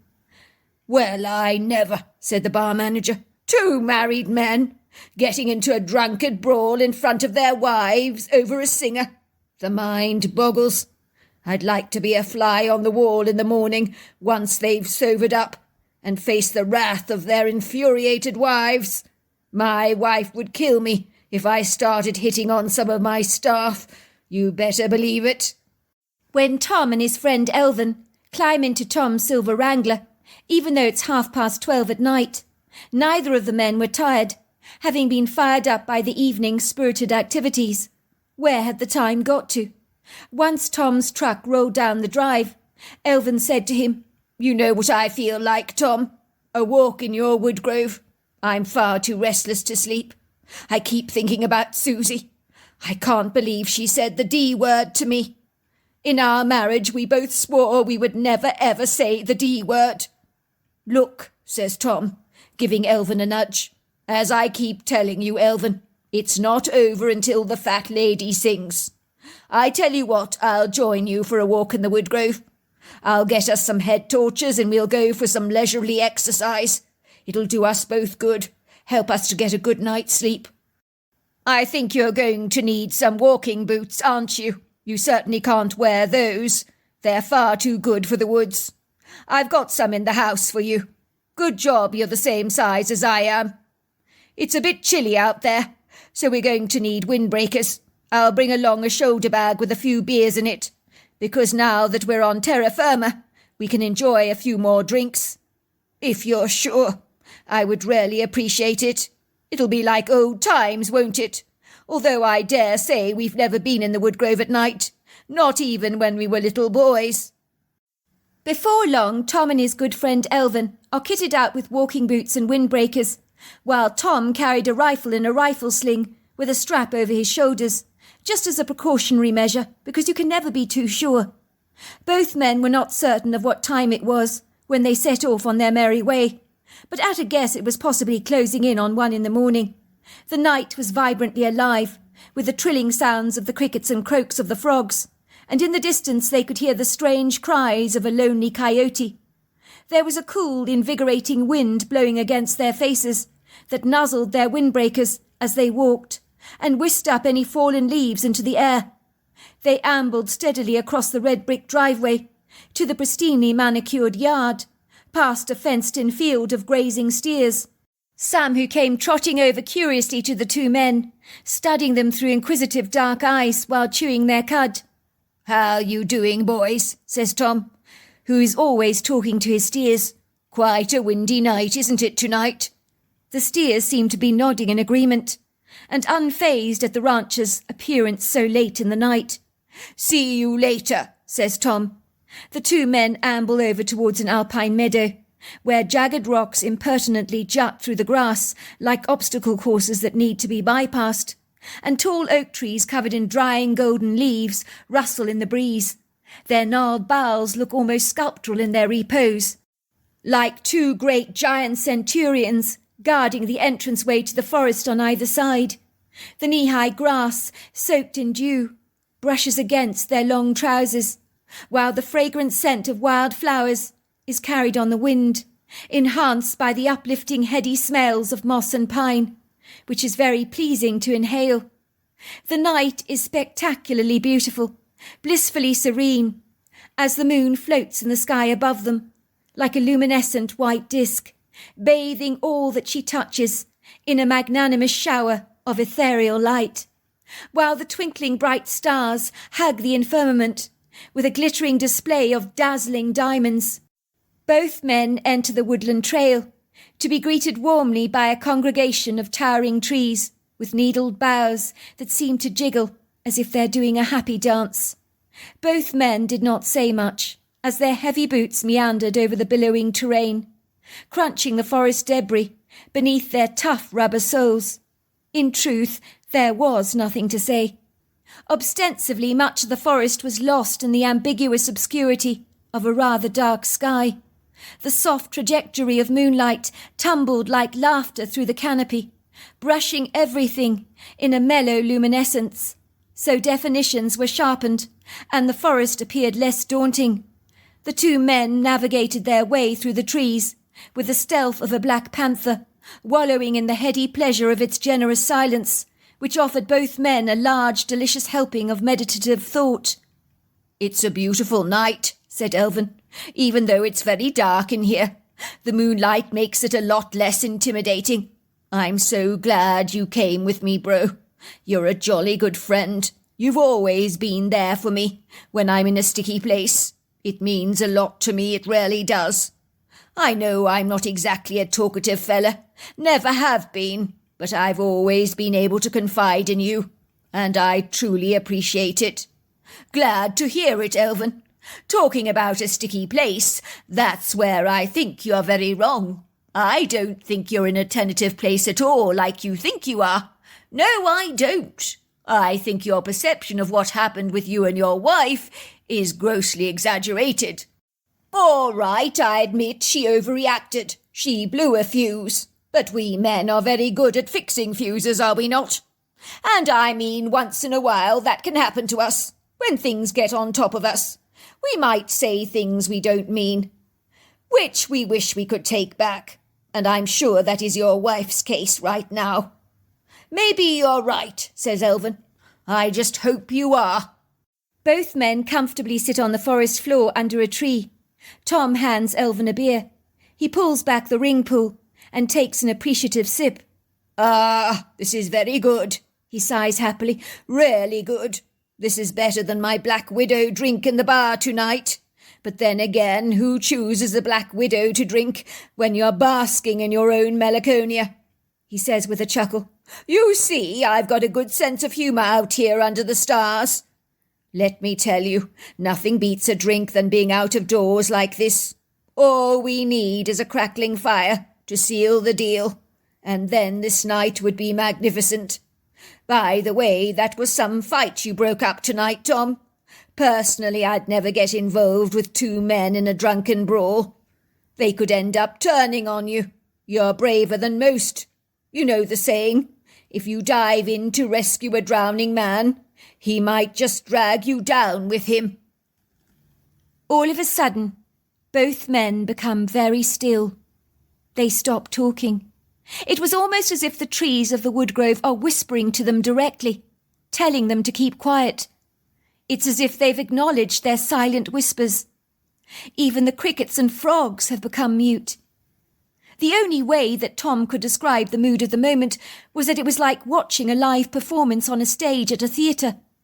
And as the members of the audience are duly informed that the play is soon to start, they become very hushed as they wait for the curtains to be flung back and the action to start in eager anticipation.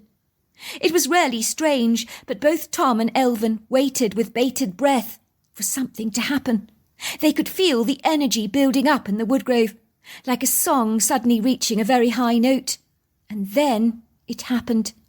At first it started with the sound of a loud roar that was so ominous that it seemed as if a large African male lion was walking in their midst, and both men found themselves shaking involuntarily, instinctively switching off the lights of their torches, while Tom positioned his rifle at the ready. They can hear snarls and grunts, and it's so threatening that both men would like nothing better than to bolt out of the woodgrove as fast as they possibly can. But if they did that, they might draw the predator's attention to them, although there is a distinct possibility that even hiding in the shadows, the predator might see them or smell them. They can hear the growling persisting, and then they hear movements in the underbrush, branches snapping, twigs breaking, foliage rustling, and then two ambiguous creatures come into view. The soft veil of moonlight spares no mercy, as the two horrified men realize that they're staring at two Bigfoot, involved in a serious brawl, and they make the fight in the little bar in town seem like a silly pushover. Neither Tom nor Elvin had ever fleetingly entertained the idea that such an idiosyncratic creature could exist in North America, but now there is no doubt these creatures are real, and that is a hard pill for the men to swallow.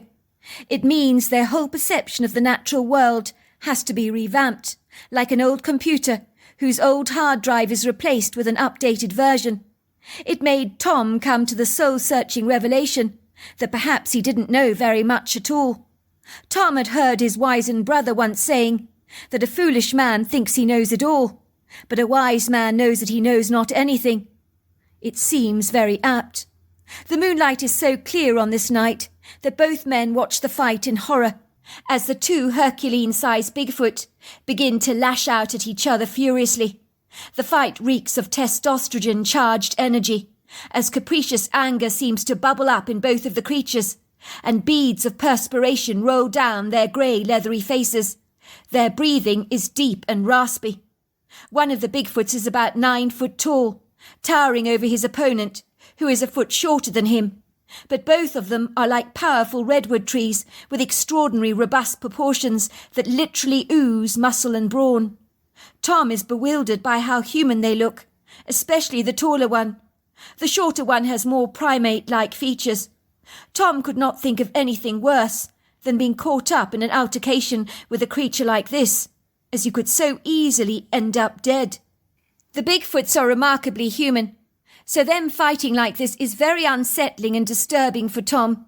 Is this really necessary? He thinks to himself. And much like the bar fight in town, he'd like nothing better than to break up this dispute. The Bigfoots are glaring at each other through blazing yellow eyes, their mouths pulled back to expose their human-like teeth as they snarl, hiss, grunt and roar intermittently. The shorter Bigfoot begins to butt his head like a billy goat, launching towards the larger Bigfoot, pounding his head against the critter's chest. The other Bigfoot responds in kind by throttling the smaller Bigfoot with his powerful leg, which he kicks up in the air. Very soon the Bigfoots are at each other's throats like two dogs that are fighting each other aggressively. All the men can hear are the continuous growls. This is just too much for Tom. He just can't take it a moment longer. If these Bigfoots carry on this way, one of them will surely be dead. The larger of the Bigfoots has finally got the upper hand. He is now straddling on top of the shorter Bigfoot that is screaming out in terror, almost as if he knows that the next blow might very well be his last. To Elvin's astonishment, Tom spontaneously fires some bullets into the air, and the Bigfoot straddling the smaller one hurriedly rises to his feet, bolting through the forest. The smaller bemused Bigfoot is trying to sit up from the ground, when Tom rushes over to him instinctively to check if he's all right. The Bigfoot gets up onto his feet, and far from being grateful to Tom for rescuing him from his deadly assault, he lashes out at Tom furiously, thrusting him on the ground.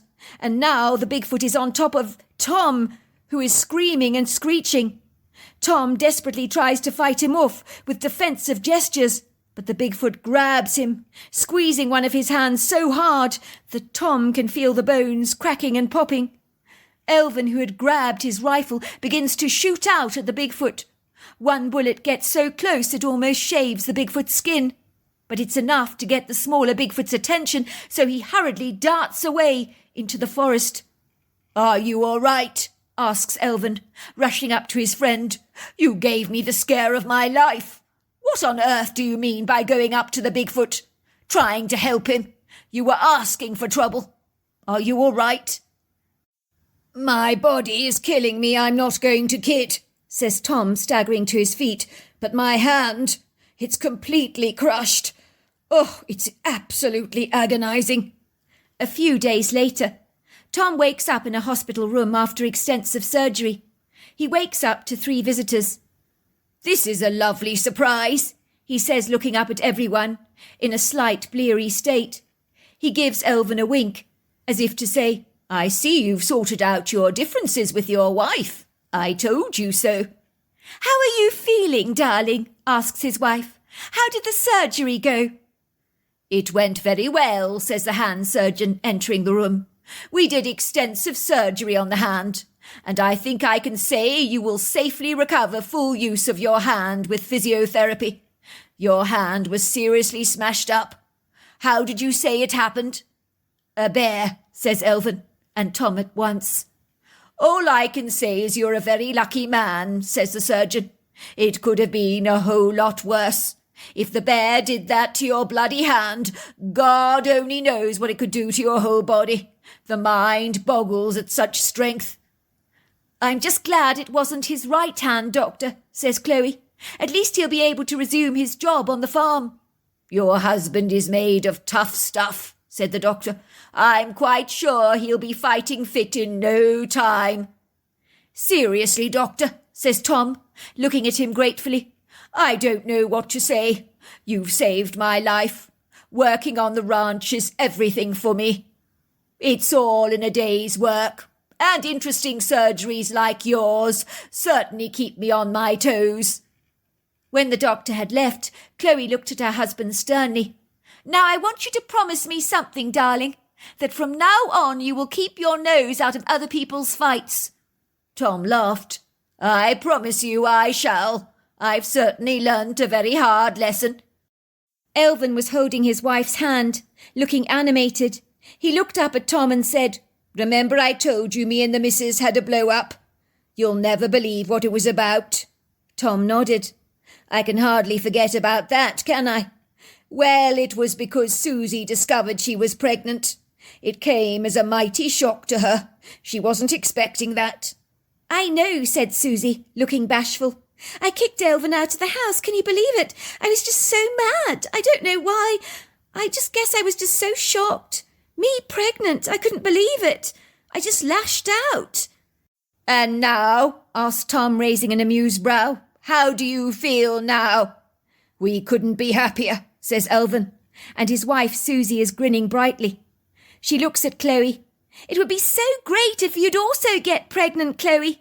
Then our children could play together. It would be so brilliant. Funny you should say that, said Chloe with a twinkle.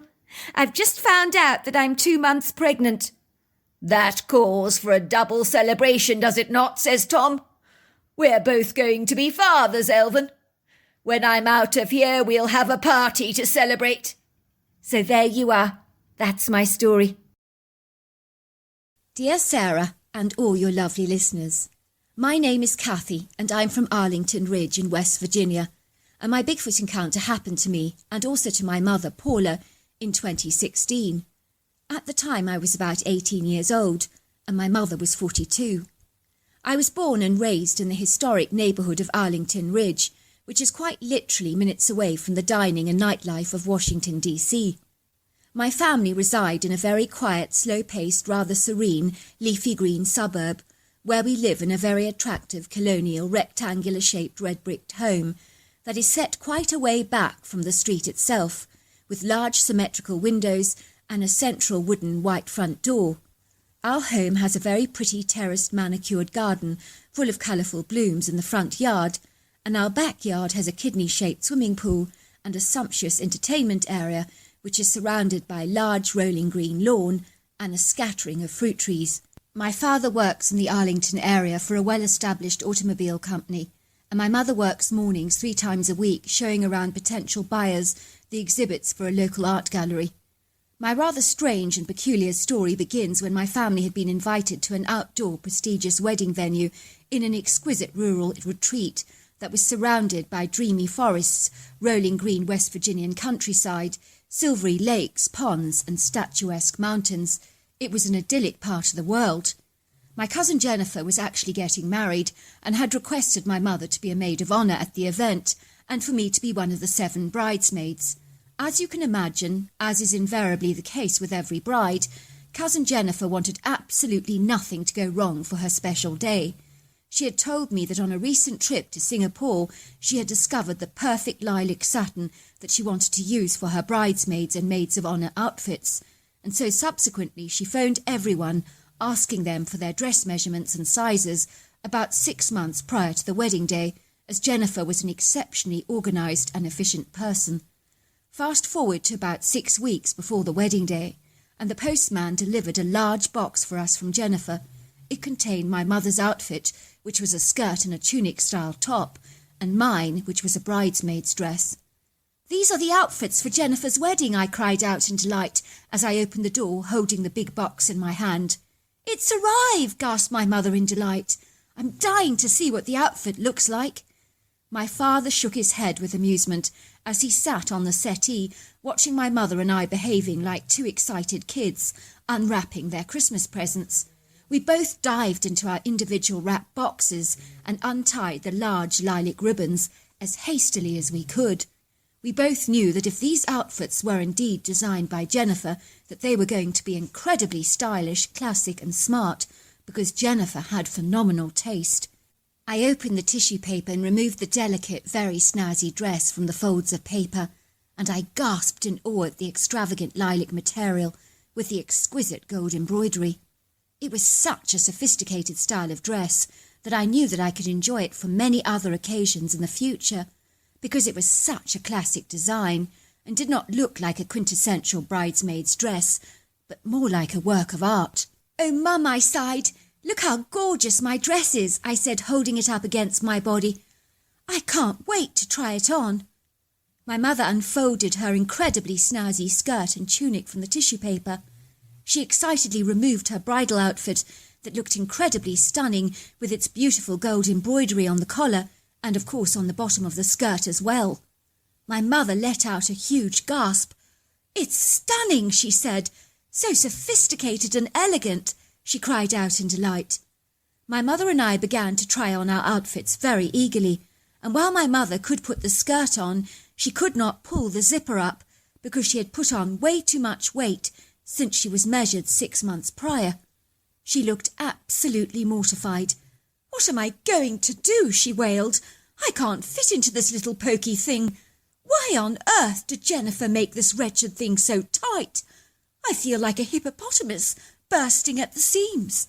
I realised in horror that I was also unable to pull the zipper up all the way on my dress, because it appeared that I had also surreptitiously piled on the pounds, unbeknown to me. How on earth had this happened? It was as if the universe was telling me what I already knew. I did not want to confront something I'd been willfully denying for far too long, and now the truth was hitting me so hard, like a violent blow to the face. "Kathy, you're just too fat." I stared in horror in the mirror at the unwanted bulges that had sneakily crept up around my middle in the dead of night when I wasn't looking. It just wasn't fair. My mother was looking at herself in the mirror with an expression of disgusted revulsion on her face, and was in far worse shape than me, as the bulges of extra adipose tissue were not cooperating with her outfit that she so badly wanted to wear. And unfortunately the tunic top did not conceal the open zipper, so everything was hanging out, and it was far from pretty. "What's wrong?" asked my tall, slender father, entering the room. "Why such disheartened expressions on your faces?" he inquired. "A moment ago you were ecstatic as you were opening your brand new outfits, but now you both look as if you're about to attend a funeral. I thought you were both excited about your cousin's wedding." "I would be," said my mother, "if I could get this pathetic zipper up on this skirt. How can I go to the wedding looking like this? I can't understand how I've put on so much weight in such a short period of time. It's horrifying." My father began to crack up laughing as he saw us struggling with our zippers. "My two beluga whales," he chuckled. "I love you, both rolls and all." "That's not funny, Peter," my mother chastised him. "It's all right for you being able to eat everything you want without picking up a gram of weight. Look at me," she said, stroking her extended stomach. "I have the most terrible, terrible metabolism, and I look like I'm expecting triplets, never mind twins." "I'm not sure that's true, sweetheart," laughed my father. "You eat twice as much as I do, and lately you've been going through tubs of your favourite chocolate chip ice cream, as if there was no tomorrow. What about all that pizza you always consume? Not to mention those Chinese takeouts." "What are you saying, Peter?" said my mother, looking at him with a furious expression on her face. "Are you telling me that I'm a pig?" "No, of course not, darling," chuckled my father. "But maybe if you cut back a little bit on the ice cream for a start, you might just lose a little more weight." My mother looked at my father with an expression of unadulterated horror. "If you open your mouth and say another word, I will kill you," she said to my dad. "Mum," I said, "this is very serious. We can't go to the wedding with our zips like this. Can you imagine how humiliating that would be? We'll be the butt of everybody's jokes at the wedding, and Jennifer will be absolutely gutted if our wedding outfits ruin her photographs." My mother examined the clothes very closely, but she realised that the outfits could not be extended in any way, and we could not get them remade by a great dressmaker because the fabric wasn't available in this country, nor could we get such meticulous embroidery done at such short notice. It really was a bummer, and we only had 6 weeks to rectify the damage that already had been done. "We've got 6 weeks left," said my mother. "We're going to have to starve ourselves to death before the wedding day. The last thing I feel like doing is being a rabbit for 6 long weeks, but I guess I've got no choice in the matter. I have to force myself to lose this weight." She proceeded to go into the kitchen to ruthlessly throw out all the tempting treats in our cupboards into a large bin bag. "Why are you throwing them away?" I asked my mother. "Isn't it such a waste?" "Kathy," said my mother in a very determined voice, "we cannot have any temptation in our midst. We have to eliminate it all from our lives, lest we should be tempted. This is the first thing they do on those diet programs on television, and that is to get rid of the calorific treats. We have no choice in the matter if we want to be successful." For the next couple of days, my mother and I were utterly miserable as we sat at the table with our tiny plates carpeted with broccoli and a touch of steamed chicken breasts, while we watched my dad enviously scoffing a plate of delicious macaroni cheese in front of us, as if it was no big deal. It got worse. He proceeded to go to the freezer and help himself to a large helping of salted caramel ice cream, which he topped with mini marshmallows and chocolate sauce. "Right, I've had just about enough," said my mother, eyeing my dad's meal like a salivating dog that couldn't take it a moment longer. She picked up her cell phone to call our Chinese takeaway place. "I can't sit back watching your dad eating melt-in-the-mouth mac and cheese, and I'm eating war-sized rations of the most putrid green muck," she explained. "Yes, I'd like some sweet and sour chicken. Yes, spring rolls, rice, that's right," she said. "That's right." "Mum," I said in horror, "what about your diet? You're never going to fit into your outfit if you keep scoffing Chinese takeouts. There's not much time left for the wedding. You need to lose the weight fast." "Look, darling," said my mother, "I'm starving hungry right now," she said. "If I don't eat something more substantial, I'm going to fade away, and then I won't be able to attend your cousin's wedding anyway. I'll start the diet tomorrow, I promise." I'm afraid to admit that my worst fears were finally confirmed. As every day went by, my mother started her day with very good intentions in regards to her diet, and appeared motivated and very disciplined. But by dinner time she was so starved that she'd sneakily order pizzas and Chinese takeouts when nobody was looking. I would actually observe her creeping out of the house at all hours of the night, and she would surreptitiously drive somewhere, and when she returned home she seemed a lot more chirpy and upbeat.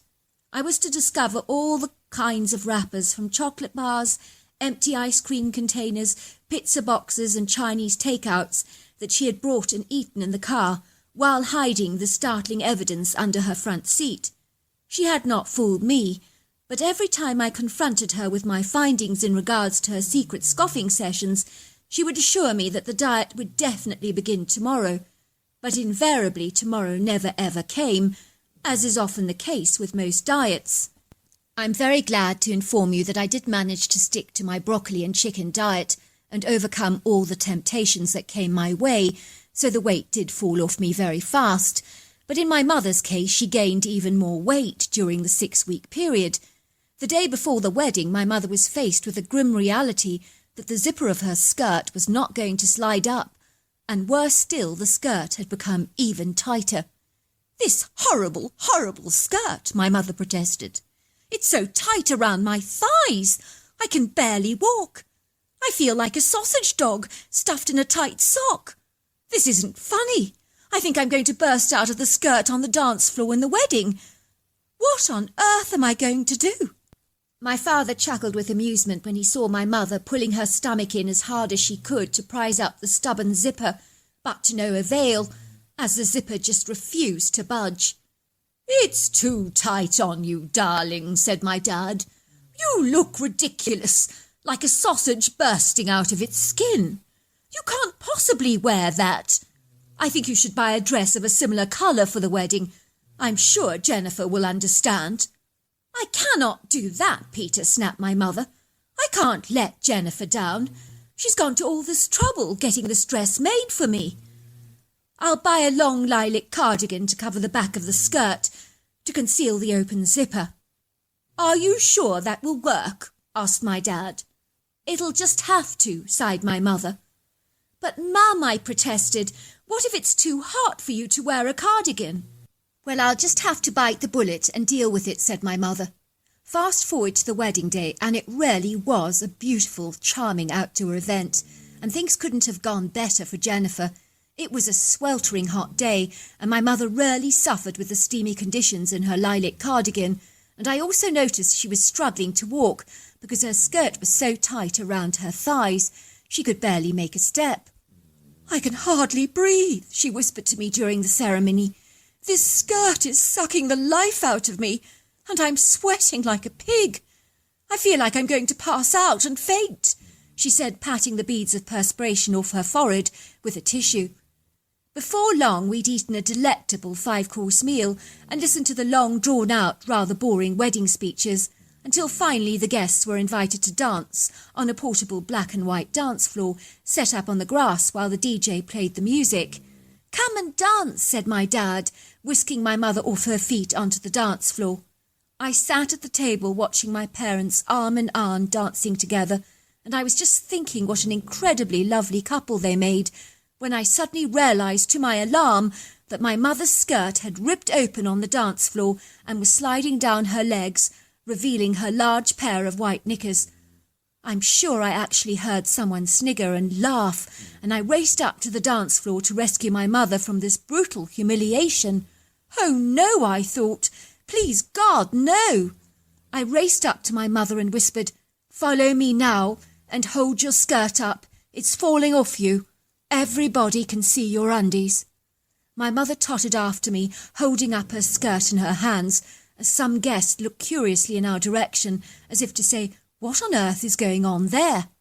My mother and I quickly made our way to a densely wooded area far from the wedding crowd. "What are we going to do?" said my mother, stepping out of her skirt and holding it into the air to examine it. "Oh, I've gone and ripped the entire thing to shreds," she said. "What are we going to do now?" "We're going to leave," I told her. "I'll phone Dad on my cell phone and tell him to meet us at the back road in his car. If we go through the wooded area, the back road is on the other side. I'll get Dad to tell Jennifer that we took you home because you had a dicky tummy." "Very well," said my mother. "I suppose we don't have any other options. I can hardly return to the venue wearing a short top and a pair of knickers, can I?" I arranged for my dad to meet us at the back road and told him that we were walking through the forest to avoid being seen or observed by any of the wedding guests. "It's such a relief being in here," said my mother. "It's so lovely and cool and refreshing, and I feel free now that I've got that ghastly tightly skirt off. This must be how a snake feels once it's eliminated its old skin." The forest was exquisitely beautiful, and I know of no words to describe it other than to say it quite literally took my breath away. I could see that this dreamy forest was superbly maintained, with clear hiking trails, and although I'd been here before, it was much more exquisite than I last remembered it. I noticed that the moss-covered trees were easily over 300 years old, with the most gigantic-sized trunks I've ever observed. They towered into the blue sky like statuesque green giants, and their outstretched branches created an amazing canopy above our heads that allowed just enough sunlight to dapple the forest floor in pretty prisms of soft light. Even the ground was covered in delicate green creeping foliage and ground covers such as ferns and ivies, and it was just so incredibly pretty. The bird calls in the forest, from the whistles to the warbles and tweets, were equally as charming, and it felt so good to be close to nature. I took off my heels and walked bare feet across the path, enjoying the feeling of the freedom that my feet felt escaping the confines of my tight, uncomfortable shoes. A couple of adorable squirrels eyed us curiously with bright, beady brown eyes as they darted from one tree to another like a mischievous pair of furry gymnasts, and it would seem that my mother and I startled several very gentle-looking white-tailed deers that looked at us in alarm and scuttled away in a fervent hurry. Suddenly we heard a whistling sound, and that was when I instructed my mother to hide, because I could tell that someone was definitely coming, and I didn't want them to see my mother in her humiliating state of undress. "Quick, hide," I said, pushing my mother behind the girth of a very large oak tree. As the person moved towards us, his footsteps sounded very heavy, almost like that of a huge, hefty animal. The whistling continued, and that was when my mother and I laid our eyes on the mythical creature called Bigfoot. I literally could not believe what I was viewing, because until this very second in time, I'd always believed Bigfoot to be a creature of fantasy or fiction. Now we were seeing him, larger than life, literally standing yards away from us. I could barely believe it. I've heard them describe Bigfoot in documentaries before as big, but this creature went beyond big. It was colossal, so much so that it was well in line with a hippo or a rhino. He had those kind of burly, bulky, powerful, strong proportions, but in a humanoid shape or form. Every part of this creature's body was gargantuan, yet at the same time streamlined and built for power, speed, agility and grace. I could tell that this imposing, impressive beast possessed very evident human-like characteristics, but also exhibited a profound resemblance to the great ape in many ways. In particular, its overlong arms, which I imagined enabled the creature to swing on the branches much like a orangutan, or run on all fours like a monkey. I imagine that even its Goliath proportions and extensive girth would not impair its ability to climb and swing on trees, because I think the Bigfoots are so agile, I'm pretty certain they can balance out their weight with effortless ease, so that they don't break the tree branches beneath them. I could of course be very wrong.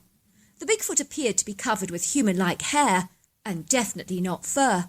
I actually have a friend with long strawberry blonde hair, and his hair was very similar to hers, only of course much more tangled and matted, but it was very beautiful in colour and texture like hers is. I also observed that this Bigfoot had the hugest, very defined muscular shoulders that I've actually ever seen, and it had a distinctive bullet-shaped head and an angular face with a very furrowed, wrinkled forehead, a grey leathery skin, and very deep-set golden-brown eyes. The Bigfoot continued to whistle happily to himself, and then to my absolute amazement and surprise, he actually picked up my mother's shredded skirt that was lying on the footpath. He picked it up and smelt it, and studied the fabric in his hands, and seemed to appreciate its beauty and soft sheen, as he rubbed his sausage-like fingers across the fabric, and made an enthused grunting sound. He kept smelling the skirt intently, and I could tell that he approved of the female pheromones that he could detect. I'm almost certain from that the creature was male, and enjoyed smelling my mother's female scent. He rolled up the fabric under his arms, looking quite jubilant with his finding, and then glided down the forest path, whistling very happily to himself.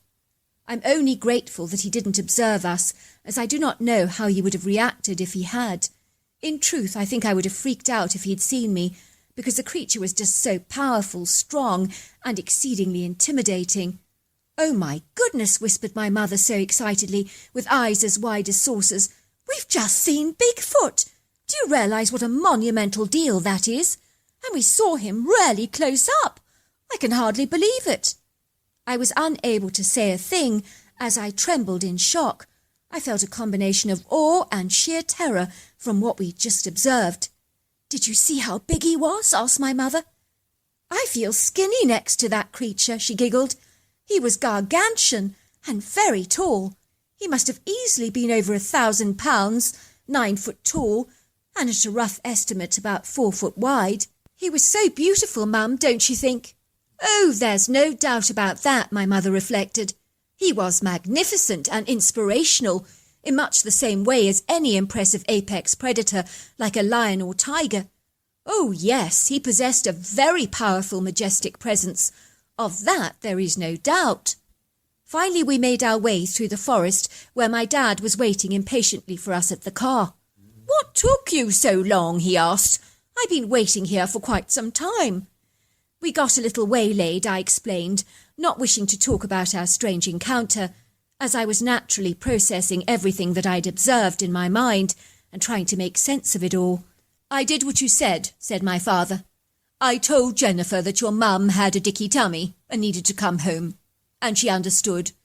She said she did think your mother looked a little peaky and off colour, wearing a cardigan in the scorching heat." Fast forward a few weeks, and my mother and I did finally tell our dad about our Bigfoot encounter, once we'd processed it all ourselves. Even though he believed our extraordinary account, he urged us not to tell anyone about our experience for fear of ridicule and disbelief. In a strange way, I'm rather grateful that my mother humiliated herself by bursting out of her wedding outfit.